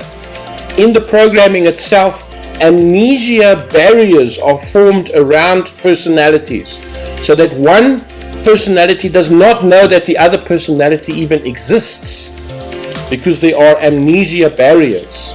So can be created who do not know each other, but who can take the body at different times. One personality can come to the fore, can take the light, come into consciousness, while other personalities lay dormant within the psyche. So it's amnesia. Cannot remember. You forget. The amnesia walls that are built by traumas form a protective shield of secrecy that protects the abusers from being found out and prevents the front personalities who hold the body most of the time to know how their system of alters is being used. The butterfly in front of the mouth speaks of this secrecy and this inability for one personality to know about the other personality. So it's very much a Dr. Jekyll and Mr. Hyde scenario. The shield of secrecy allows cult members to live and work around other people and remain totally undetected. Perhaps this is what the comic superheroes are all about. The Spider-Man, who can be Spider-Man, the villain, the evil side, and then can be Peter Parker, the innocent one who walks the streets. It's Batman and Bruce Wayne. One is the villain at night, the left-hand path, and the other, Bruce Wayne, is the one who walks freely among people. So it's this Dr. Jekyll and Mr. Hyde being played out all the time. The good persona and the bad persona wrapped up in one person. Here we see it very vividly given to us in the movie world in the famous movie Fight Club that came out in 1999. Brad Pitt and Edward Norton are actually the same person. It's the good side and the bad side, the Dr. Jekyll and Mr. Hyde scenario. Tyler Durden is Brad Pitt, represents a dark evil altar, or Set, the evil side from Egyptian mythology. Very interesting movie that also explains multiple personality disorder. So this is a top secret project. Monarch programming is highly top secret. The only reason why we know about it is because of the whistleblowers that have come to the fore to tell us about it. So maintaining the secrecy of the intelligence agency the occult group which is controlling the slave is paramount. Look, the success rate of this type of programming is high, but when it fails, then they talk about wrapping up. They have to wrap it up. And we see in the Jason Bourne scenario, where Jason Bourne is not acting and not under their control anymore because of amnesia, because something's gone wrong. And so they wrap the project up. The Bourne Legacy shows you very clearly this wrapping up, where they go in and they just kill everybody off, physically murder people to keep this information quiet and to keep it secret. They wrap it up. And so often these individuals, if they are exposed, are taken out, or Omega programming comes into play and they commit suicide.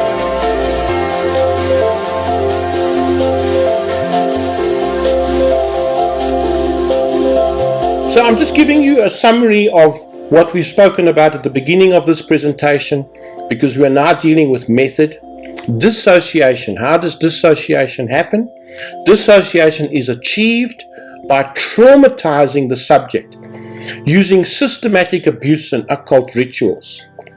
Once a split in the core personality occurs, an internal world can be created and alter personas can be programmed using tools such as music, movies, Disney, fairy tales, and so on. That's why these Disney stories are so important, because they are the tools used to create this internal world within the personas of the monarch slave.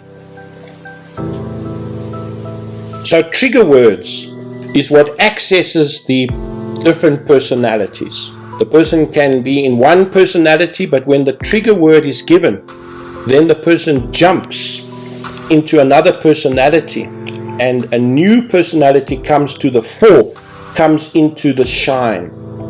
These visual and audio aids enhance the programming process using images, symbols, and concepts.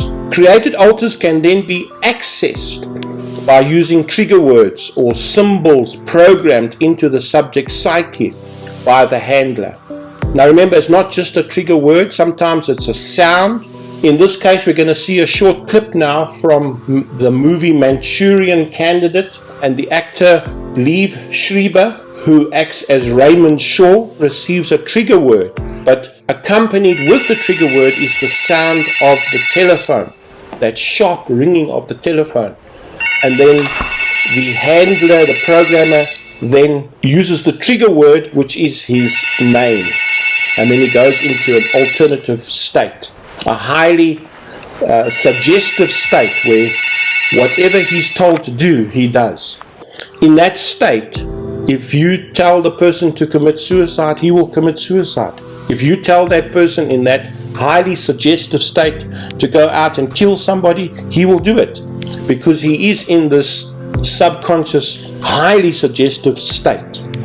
So let's watch that clip. Everything's secure. Henhouse. Weasel. Weasel is... There's a weasel. Sir, I'll be right outside. What? We'll be right outside, sir. Yeah, no, go ahead. I know. Good night. Good night, sir. Shall I get that for you, sir? No. Good night, sir. Good night.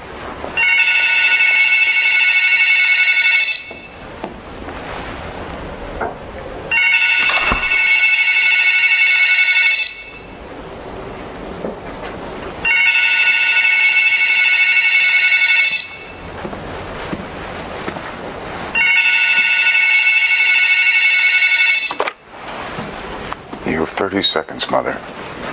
Am I that predictable? You have no idea. I'm calling to compliment you, Mr. Grumpy. I thought you were magnificent tonight. And so did all the network campaign experts.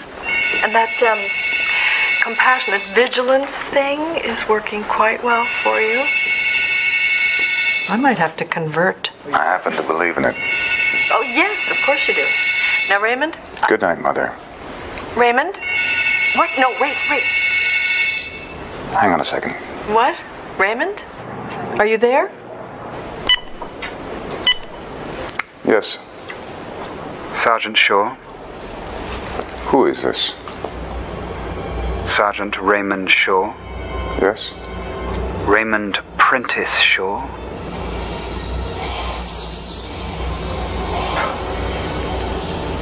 Yes. Listen. Go to the bedroom of your suite. Enter the hallway there. Go to the end and open the closet.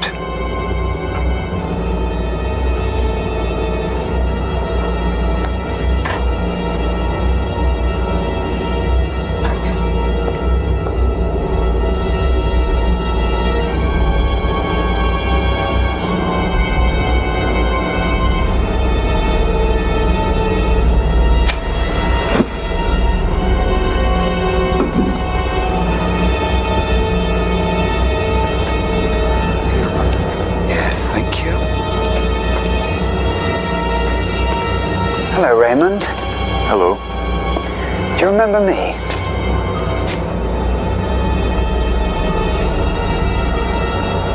No, sir, I don't. Brilliant. We've got 20 minutes for a little checkup from the neck up, gentlemen, so if we could take his jacket, please sit down. The mother character in The Manchurian Candidate, played by Meryl Streep, it's interesting that she actually sold her son to the MK Ultra project, the Monarch project, and this is true in real life as well. Military personnel and political people will sell their children to these projects to gain promotion or money, etc. There are a large amount of alters in the Monarch slave, with numerous backup programs, mirrors and shadows. A division of light side good and dark side bad alters are interwoven in the mind and rotate on an axis. One of the main internal structures within the system is shaped like a double helix, consisting of several levels. Each system has an internal program who oversees the gatekeepers who grant or deny entry into the different rooms. We're going to watch a clip now from Star Wars. The main character Rey, played by Daisy Ridley, she falls into the cave of mirrors and she sees multiple reflections of herself. These symbolize the many alters of the DID Monarch slaves. So Rey in Star Wars, Rey is now the protagonist and plays the role of Luke Skywalker in a way. She falls into the cave of mirrors, symbolizing the many alters of Monarch slaves. And also it represents the core. There is a core in each person, or the true self, your true essence is in the core of your mind. And this area has been walled off, symbolized by the ice wall, the opaque ice wall. She can see something behind it, but it's all blurry. She sees through a glass darkly. But also she's trying to remember her past, who her parents were, where she comes from. But this has been blocked off by Monarch programming. So the glass ice wall that Rey touches represents the amnesia barriers between alters and the core. Rey's true past and real self are hidden from her through Monarch programming.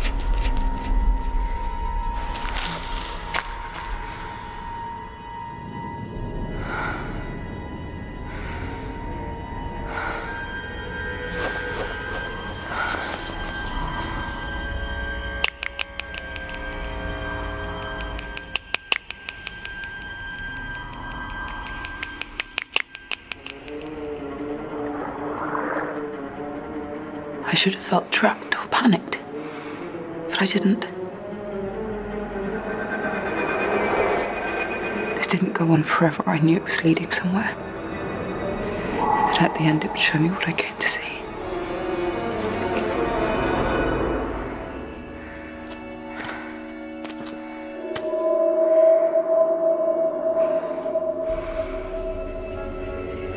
Let me see them. My parents. Please.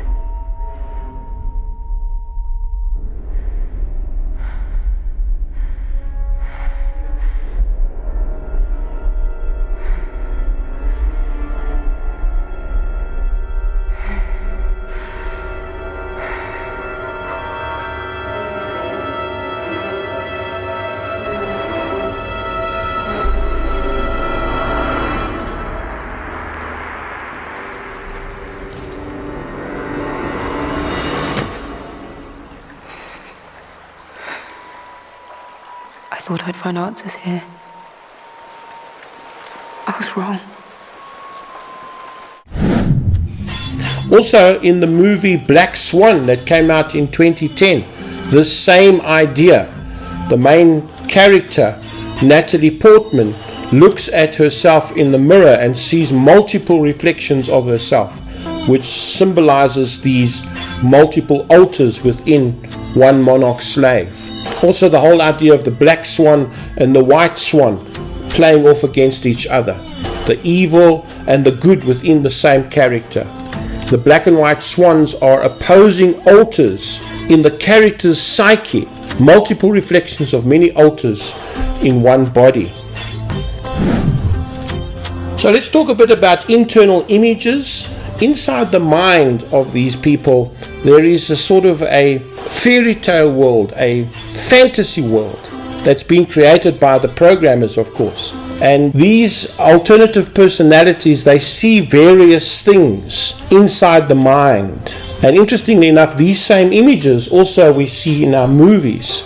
And there's a reason for that. So some of the internal images that the victims see are the tree of life, Kabbalistic tree of life. We see this tree in the movie Lovely Bones. We also see infinity loops, ancient symbols and letters, spider webs. Makes you think of that latest movie that's just come out, Madam Web. There's a reason for the spider webs. Mirrors are often seen, like we've just seen with Black Swan and with Star Wars.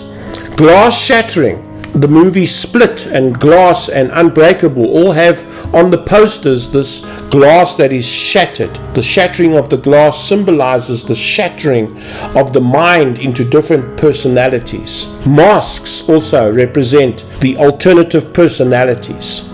Castles, mazes. Mazes comes up in The Shining, and also the sequel to it, Dr. Sleep. Demons, monsters, aliens, seashells, butterflies, there's lots of movies with this monarch butterfly in it, like The Kingsman.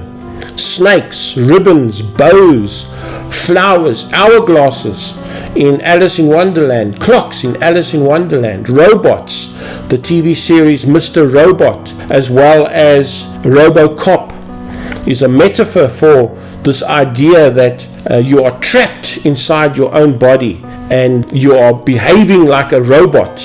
Someone else is pulling the strings. Someone else is controlling you. Chain of command diagrams is another one, and or schematics of computer circuitry boards. So why do they put these symbols into movies? Well, there are two reasons for it. One is for us all. They are brainwashing us all. And the second reason is more specific, targeting monarch children. So it's to desensitize the majority of us by using subliminal and neuro-linguistic programming, NLP. There is a soft brainwashing going on all the time through the movies we watch that causes a desensitization in us, that causes a indifference in us, our ability to feel. We are losing our ability to feel. People are losing their compassion. It's a brainwashing that's going on. Desensitization. The other one is more an attack and targets the Monarch children themselves, deliberately to construct specific triggers and keys for base programming of highly impressionable Monarch children. Movies play an important part in the programming, and some of the movies used for Monarch programming are The Wizard of Oz, Alice in Wonderland, Pinocchio, and Sleeping Beauty, just to name a few. The movie Wizard of Oz is used by Monarch handlers to program their slaves. Symbols and meanings in the movie become triggers in the slave's mind, enabling easy access to the slave's mind by the handler. In popular culture, veiled references to Monarch programming often use analogies to The Wizard of Oz and Alice in Wonderland.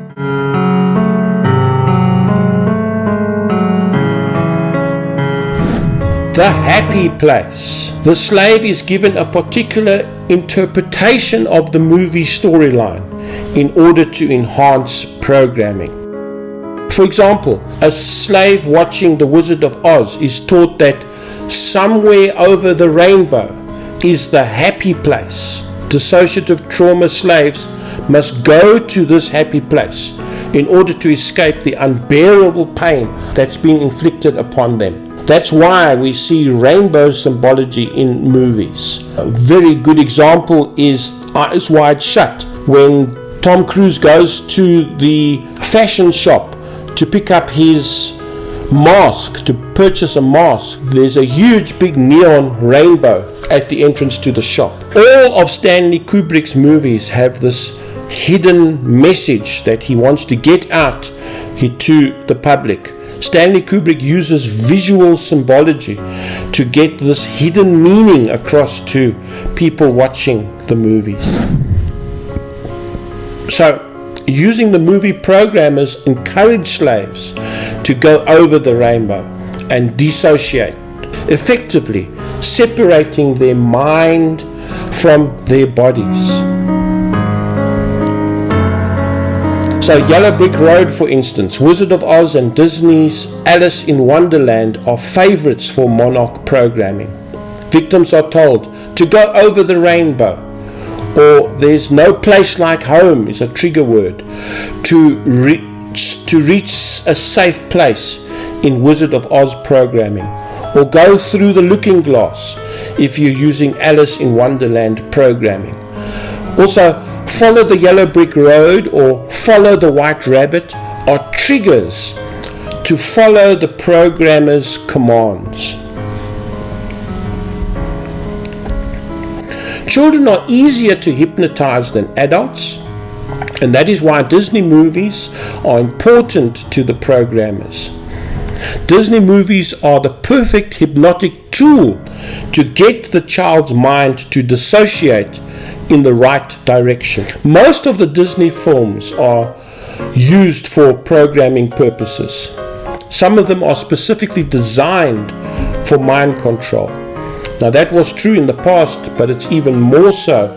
It's even more true now with the advanced technology, special effects that one sees in movies today, and more targeting, more specific surgical targeting is used by Disney to enable mind control and in the creation of Monarch slaves. This is an illustration of what happens in the mind of a person with multiple personality disorder. The mind, once exposed to trauma, whether it be accidental or purposefully done, the mind undergoes an extreme shock. Not just metaphorically, but literally, electroshock is used, and other torturous methods are used to split the mind into two. So once the mind is exposed to this trauma, the mind is split into two. Trauma splits the mind into two personalities. Why does this happen? It is a defense mechanism that the brain has in order to protect itself. What the brain does is, that part of the mind that is exposed to pain and torture is cut off. It is sacrificed so that the rest of the brain can be saved. And so a person that has the split in the brain develops two different personalities, one that escapes the pain and one that is handed over to the pain. So once the mind splits, there are two personalities that develop. On the one hand, we have the real you, the real personality, let's say Penny, and the other one, Diane, who is now the first alternative personality. So Penny on the left is the real you who escapes the pain, and on the right we have Diane, who is a newly formed personality, the new fabricated personality, one who has to endure the pain. This personality is usually what's called the shadow side, the side that is exposed to the darkness. And in the recesses of the mind, this personality is locked up in the recesses of the subconscious mind. Also, we need to understand what the core is. The core is not really the real you. You see, you are not really just a personality. There is something behind the personality, and it is called the core. The core is the real you. It is that part of you that is your true essence. In Gnostic terms, this is referred to as the divine spark within. It is the real you. Once the first split happens in the mind, if the person is still exposed to tremendous torture and pain, then further splits begin to happen in the mind. And this is where the multiple personalities come from. Every time the person is exposed to intense trauma, pain and suffering, the mind splits again and a new persona is formed. This can happen again and again and again, like the branches of a tree, and more personalities, more alters split off every time.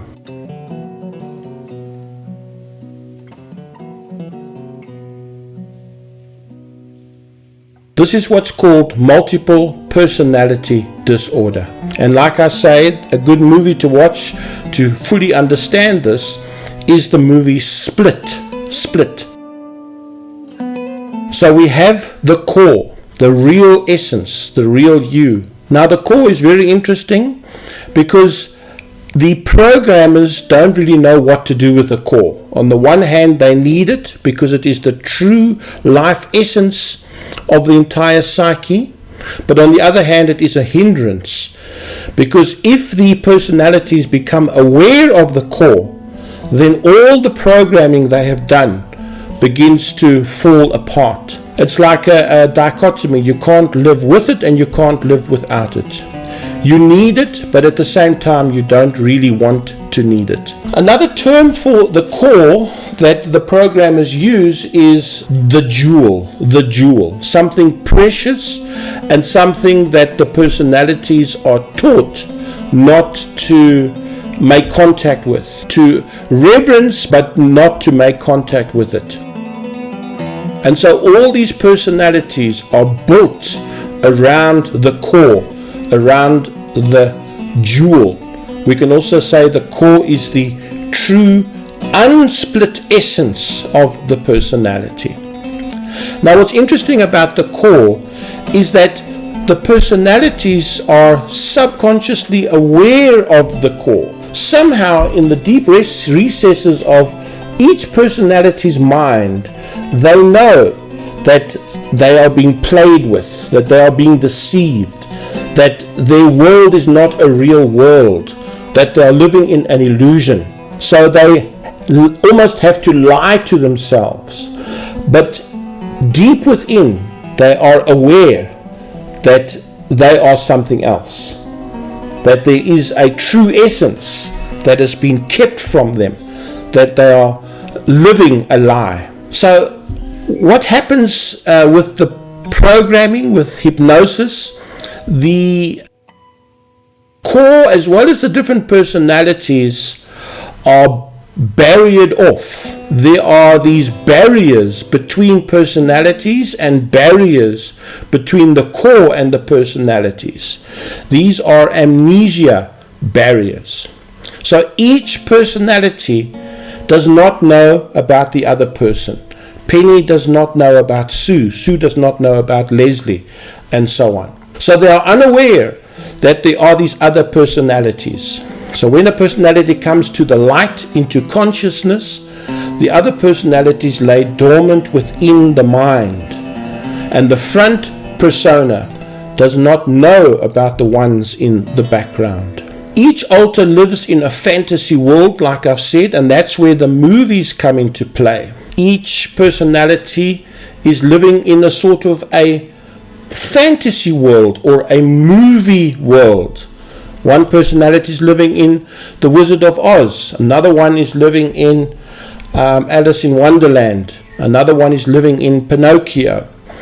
And so they live in this sort of illusory world that has been created for them. Each alter has no memory, like I said, of the other alters. Now, even though they are barriered off and there are these amnesia barriers, even though that is happening, there is also an awareness, a deep awareness of the core. And the core is also that which gives them energy. The core is the energy source of the alters. Even though it has been barriered off and they are told not to touch it nor to get anywhere near it, they also know that this is where their true essence, their life source comes from. It comes from the core. If alters become aware of the core, the system begins to fail. And that's why it is so important that each alter doesn't become aware of this true essence within. But like I also said, that alters are subconsciously aware of this core. Even though they're not allowed to touch it, even though they have this amnesia barrier towards it, yet deep, deep down within, beyond memory, they are aware of the core. Beyond memory, there is pure awareness, a knowing. Maybe you don't have conscious memory, but there is a deep knowing in your innermost part, that core. In the core there is an awareness. And each personality within the multiple personality psyche, each personality knows, is aware of the core, is aware of his or her true essence. Deep within a person, the brain truly understands all about itself in a pure awareness. Another word is the hidden observer. The multiple's brain, the slave, knows deep down, inside, what has happened to him or her. The real you knows that the monarch slave knows that horrible things have happened to his psyche. He knows that he's been exposed to extreme torture. He knows that his mind is fractured into these different personalities. Although there are so many barriers and walled off sections and walls of amnesia, deep down within, the person knows that he's been manipulated, that he's been deceived, and that this personality that's in his conscious mind is not the real him. It is a fabricated, created personality created by the programmer. The core is that part of you that is the real you. Programmers set up various alters to pretend to be the core and the core's protector. So not only is there a real core, but there are also personalities who pretend to be the core, and they are not. The reason for this is to fool and to deceive, especially psychiatrists and therapists who are trying to help the patient. What the therapist is actually trying to do is get to the real core, get to the true essence of a person. And in order to do that, it has to wade through all these fabricated personalities to get to the truth, to the real you. But along the way, it will bump into personalities that pretend to be the core, just to deceive the therapist. So these walled off sections, these walls of amnesia, they are created by the programmer artificially. But remember, your mind also will bring up these walls of amnesia. For instance, a person who's being attacked by a shark, after the traumatic event, the person might not remember the attack. And the reason for that is the brain has switched off. The brain has prevented you from remembering the traumatic event. So it is also a form of defense, a defense mechanism. Now, there are very strong similarities between monarch slaves and soldiers suffering from PTSD. Soldiers wall off trauma with amnesia as well, with amnesia walls, just like monarch slaves do. Monarch slaves, like these soldiers, also put up amnesia walls. A soldier may remember his trauma by being triggered by something that reminds him of the trauma, and likewise the child victim will have things that trigger the child too. It can be anything. It can be a sound. It can even be a smell. It can be a word, a name that's been called out. Especially movies. Movies are big triggers. You can be sitting and watching a movie, and all of a sudden it triggers that traumatic event that has happened to you in the past.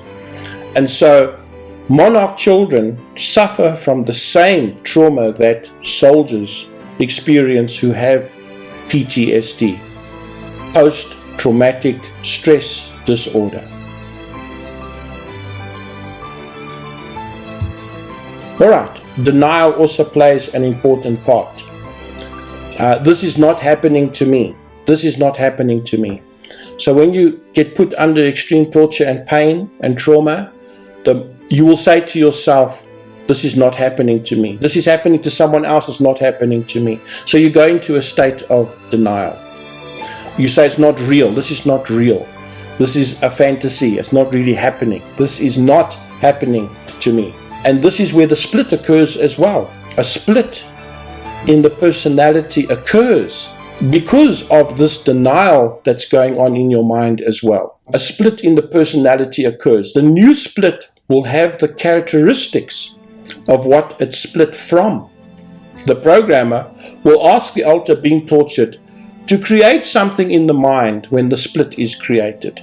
So if the programmer can bring a hypnotic suggestion at the moment the mind splits, for instance, the programmer will say to the person in trauma, say to yourself, I want 12 white fluffy kittens.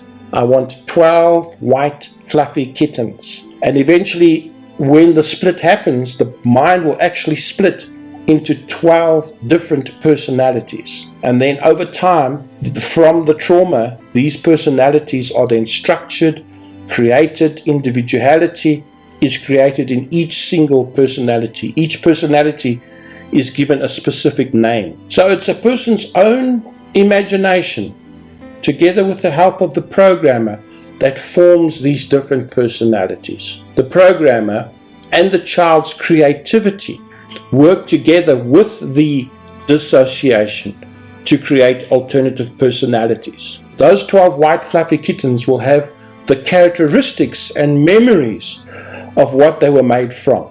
However, they are separated from each other by dissociation. So each kitten does not know that the other kitten exists. And they will be given their own script and their own separate identity by the programmer. The programmer will instruct the child what alters he wants made when he tortures the child.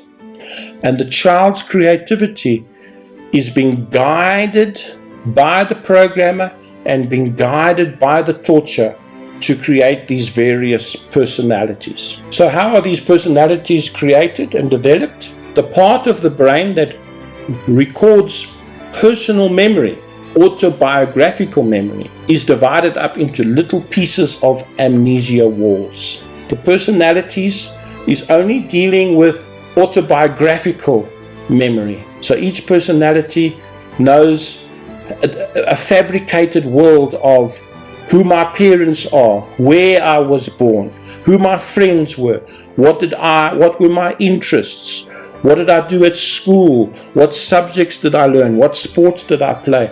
It has a lot to do with autobiographical memory. Each personality has its own individual autobiographical memory. It's divided up into little pieces of amnesia walls, built to protect itself from the repeated traumas. Each section is walled off from another section by amnesia. Each trauma has an amnesia wall built around it, and each trauma memory is sectioned off. The walled off section is a piece of memory that will be identified, and a hypnotic cue, a signal, will be attached by the programmer, and that will be pulled up to the conscious mind when needed. The walled off section is then given autobiographical memory, given a history, a name, a job, and so on. And this eventually develops into a full-blown personality. That's how it happens. That's how the personality is built from the initial stages of torture and splitting of the mind. So it's not the entire brain that is sectioned off into parts. Only autobiographical memory is sectioned off into various personalities. But what about skills and talents, motor skills? Those things are kept in a different part of the brain. And only one personality has to learn how to drive a car. Only one personality has to learn how to fly a plane. Only one personality has to learn how to do karate and do judo. Then all the other personalities can then tap off those skills that one personality has. Often these personalities won't know how they can drive a car. Yet they can drive a car, but they don't have memory of learning how to drive a car, because that was done by somebody else, and they can tap into those motor skills. The talent doesn't belong to that alter, but is common to the whole mind system. It's only the autobiographical memory that is sectioned off into different personas. The sense of the passing of time and the sense of self are attached to autobiographical memories. The sense of time and self are stripped off an alter as it functions within the programming. You see, some personalities are so hidden within the subconscious that they never come into the light. Years can go past when certain personalities are not in the light, and then all of a sudden they'll come into the light. Now they don't have memory of the passing of time, the passage of time, because they've been locked away in a dark closet inside the mind. So an illusionary world has to be created to compensate for the passage of time. A multitude of lies and programming are given to the deeper alters. The alters live in a fantasy world created during the programming. The deeper alters have never had the chance to experience life outside of their programming, since they hold the body only in infrequent, specialized moments, which are disjointed in time. The alters created to be fronts that normally hold the body for long periods of time will be given lots of programming to help them hold on to certain denials, ignore or reinterpret dreaded associations linked with dissociated memories. It's exhausting for the mind to keep up this illusion, to keep up this false reality, and to keep it alive in the conscious mind. And so a whole lot of programming is done to keep the personality fooled and deceived. For instance, a good example is one alter can be a very good person while the other alter is a very bad person. Now, to hold those two in the mind, to be aware of the other personality that is so evil, can be a huge dichotomy. For instance, if one alter is this Christian person with high moral way of living, who's very holy and righteous and has religious rituals that he abides by. A Christian front altar is sincerely very righteous and holy. So the thought that his other altar could have done the most horrible demonic activities is inconceivable. To hold those two in the brain at the same time is very difficult. And that's why hypnosis is used. Hypnosis works the same way. the power of suggestion. This is what's called trance logic. Trance logic, the tolerance of logical inconsistencies. It doesn't add up. It's not logical, yet you are put into a hypnotic state to make it logical. And so the illogical becomes logical to you. Trance logic are those ploys and strategies used to maintain a dissociative or hypnotic hallucination. So very much living in a fantasy world, an unrealistic world.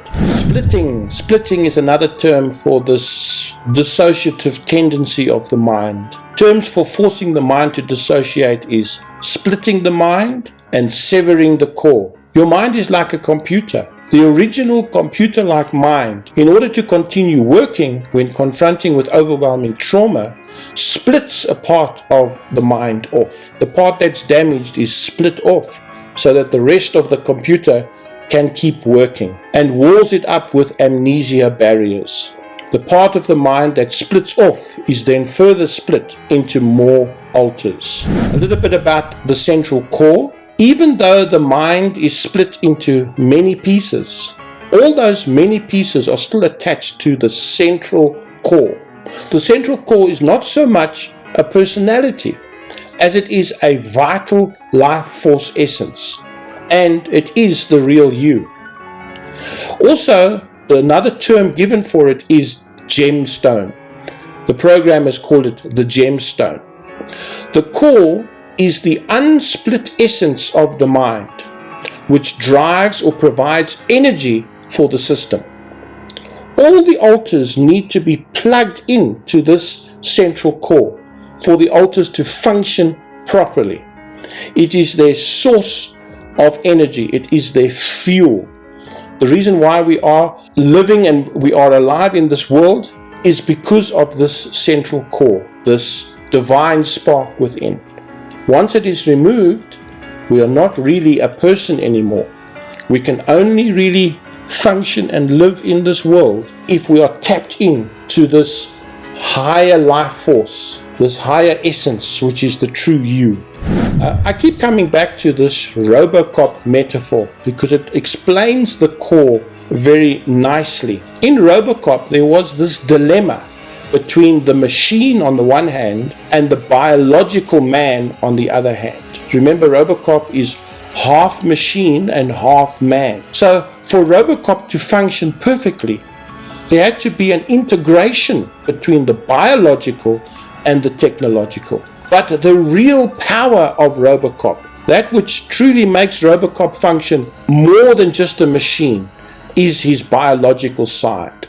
The real power of Robocop came from the biological core, his true life essence. Without the core, the robot will not function properly. The programmers ideally would love to get rid of the core, but they need the core. You can't live with it, and you can't live without it. It is very dangerous for the personalities to find out about the core, because then all the programming falls to pieces, but at the same time you need the core for the whole system to operate properly, because the whole Monarch system won't work without the central core. The programmers cannot manipulate or touch the core. It is forbidden territory.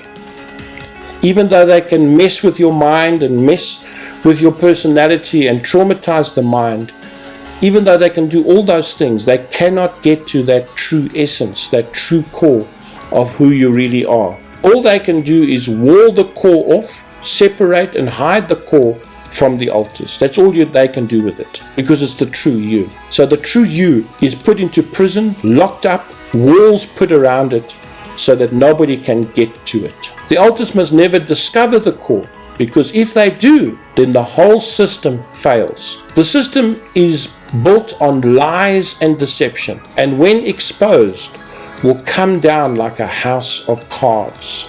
If alters discover and find out about the core, then the brain's essence or energy will work to pull the mind back together again, to heal the mind.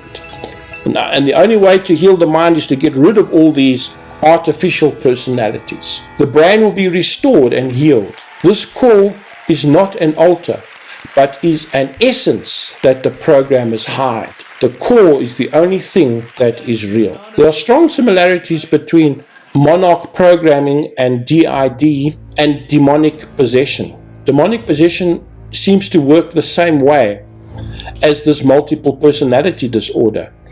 Most demon-possessed cases, there are many demons, many personalities living in one person. And the only way to heal such an individual who is demonically possessed is to get rid of the demons. Once the demons get out, and usually there's a strong man, the more deeper, more entrenched personalities, there's a strong man that holds the other personalities. Once you attack the strong man and get rid of the strong man, then all the other subsidiary personalities fall away. And it's only then that the person returns to his true personality, his true state of being. Part of the drama that is carried out during the entire victim's life is that their mind tries to protect this untouched core, the essence of their mind, from being touched. So the programmers want to touch it, they can't, and the slave protects the core so that nobody can get to the core. The alters themselves also protect the core, even though they don't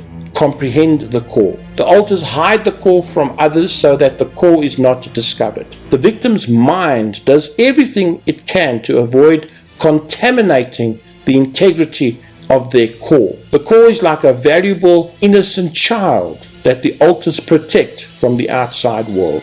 That is very similar to the Hedwig character in the movie Split, played by James McAvoy.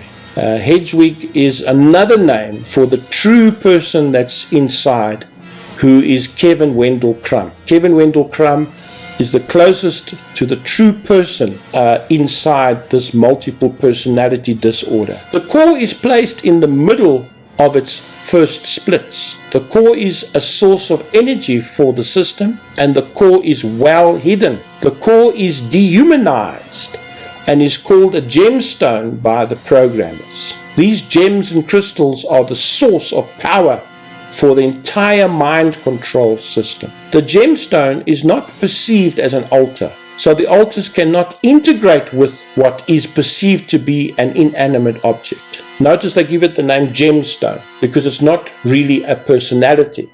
So the other personalities cannot have a relationship with it because it's not a person. It's simply this valuable energy source, this essence. Gemstones are programmed, as in Alice in Wonderland story, to change shape and color if they are approached.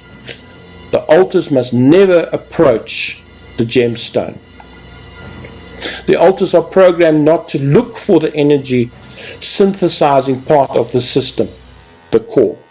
The real core, or primal part of the unconscious mind. An adult representative, the strong man, guards the core in the Monarch system. And this is the beast character that we see in the movie Split. The beast in the movie Split is the strong man that protects Kevin Wendell Crumb, who represents the core. In reality, Crumb is not really the core, but we are led to believe Crumb is the core. The core is not a person, but a love force. That's a good name for the core.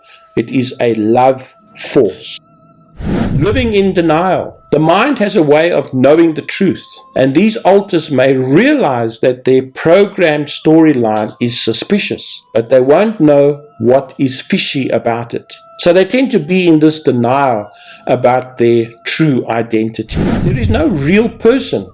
Just as if you smash a mirror into 1,000 pieces, there is no single piece that is the real original mirror, but rather simply fragments that can in turn operate as mirrors. However, there is still a primal self. Behind the mirror is a primal self. We have come to the end of our presentation on MK Ultra, and we will now end with movies. And we're speaking specifically of the 3 movies related to Split that we have been speaking about all the time. And the 3 movies' titles are Unbreakable, Split, and Glass. So if we focus on Split itself, the director of all three of these movies, is M. Night Shyamalan, and it stars, the main actor is James McAvoy, also Anya Taylor-Joy and Betty Buckley. So the film follows a man with dissociative identity disorder who kidnaps and imprisons 3 teenage girls in an isolated underground facility. James McAvoy, he plays 24 personalities, alters, who live in the body of the main antagonist. The core personality from which the other alters split from is a young boy called Kevin Wendell Crumb, who was abused by his mother and suffers OCD, obsessive compulsive disorder, and abandoned by his father. So what our parents do to us and the way they bring us up has a lot to do with how we turn out in the end. Barry, the one in charge of the horde, remember in all these 24 personalities, there's 2 or 3 that are in control of the other less personalities. So Barry, the one in charge of the horde, believes there is a mysterious 24th alter called the Beast, who plans to rid the world of the impure, that is, those who have not suffered. Crumb sees a therapist, Dr. Fletcher, who is treating him for DID. Here is a list of all the alters inside this one body. So the movies are, beginning in 2000 with Bruce Willis, Unbreakable, and then in 2016 the sequel followed with Split, and then a third movie was made to wrap it all up. And I must say the 3 movies really tell you one narrative, and they fit so well into each other. And so the third movie is entitled Glass, that came out in 2019. The many personalities of Kevin Wendell Crumb. This photograph, a scene in the movie when the police raid the place where he lives under the zoo, is both interesting as well as humorous. We see 24 toothbrushes for the various personalities. So one set of teeth in one body gets 24 washes a day from 24 different toothbrushes for the different personalities. The most intriguing aspect of the whole movie, and which delves into the supernatural, is this idea that the 24th personality is a supernatural entity called the Beast that has supernatural abilities such as extreme supernatural strength. He can also crawl up walls and do other incredible, unbelievable things. I'm happy you're suddenly so open. Kevin's mother had rather malevolent ways of punishing Miss 3-year-old. Is that when you arrived in the light? Yeah. The one way to avoid her attention was to keep everything spotless, everything perfect. I know you're coming from good intentions, Dennis, but there are other ways to help Kevin now. I've lost so many patients into the system. I want you to know, Dennis, I will never stop fighting for you. My patients have become my family. They are what I've chosen instead of a more traditional path. I hope you feel you can be truly honest with me. I actually want to be honest with you. I lied before. When you asked if I'd ever met the Beast, I said no. That really isn't true. You wrote about a woman in Germany who'd been blind for 10 years. And then it was discovered that she had DID. Then 3 of her identities developed sight. You speculated that her optical nerves regenerated because of her beliefs. What are you trying to say? There are things, Dr. Fletcher, that all of us would find hard to believe. Are you trying to tell me there's a 24th identity? We protect the broken. When you said that you thought this situation was extraordinary, I knew you could maybe understand. Understand what? The Beast is real. He's just emerged. You were right about everything. What does he look like? He's much bigger than I am. And I'm the biggest of all of us. He's tall. He's very muscular. He's got a long mane of hair, and his fingers are twice the length of ours. He believes we are extraordinary. That we don't represent a mistake, but our potential. You say the same things. He's on the move. What does that mean? I don't understand. He can't be real. There must be limits to what a human being can become. And there's another whole part of the story, isn't there? About the eating of the impure young. What does impure even mean? Well, we should discuss that so that you can understand fully. Understand what? Sometimes there's just no other way. Who are you going to meet? Him.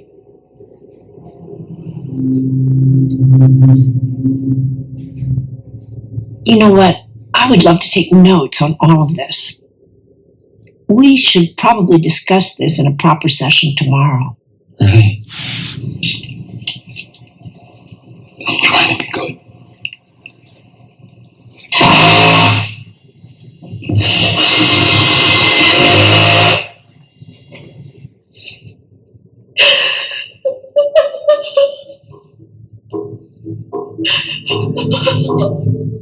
You'll not see your friend again. She'll be kept separate. You take off your skirt, you take off your shirt. Clothes you got all dirty from the dust.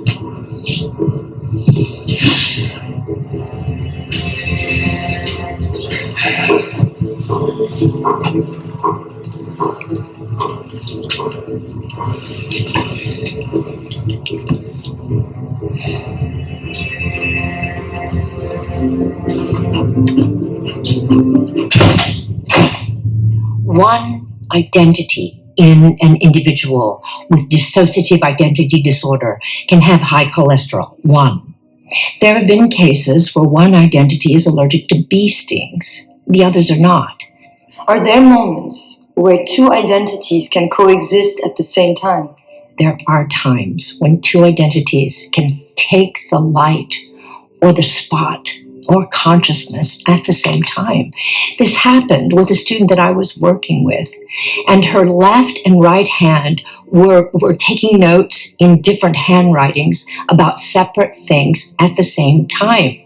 The differences in the identities can be dramatic, as much as the difference between you and me and every person in that auditorium. The identities have different IQs. They have different physical strengths. One personality is a Russian weightlifter and can lift 3 times his body weight. Their ability to hyper-focus and have different experiences is astounding. Have these individuals, through their suffering, unlocked the potential of the brain? Is this the ultimate doorway to all things we call unknown? Is this where our sense of the supernatural comes from?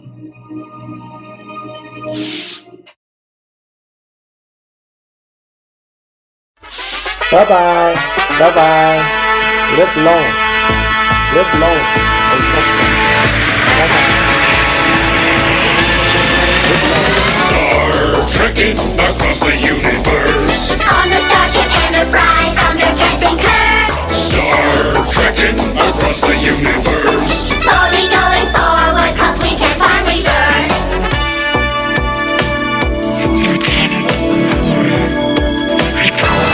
There's Klingons on the starboard bow, starboard bow, starboard bow. There's Klingons on the starboard bow, Jim.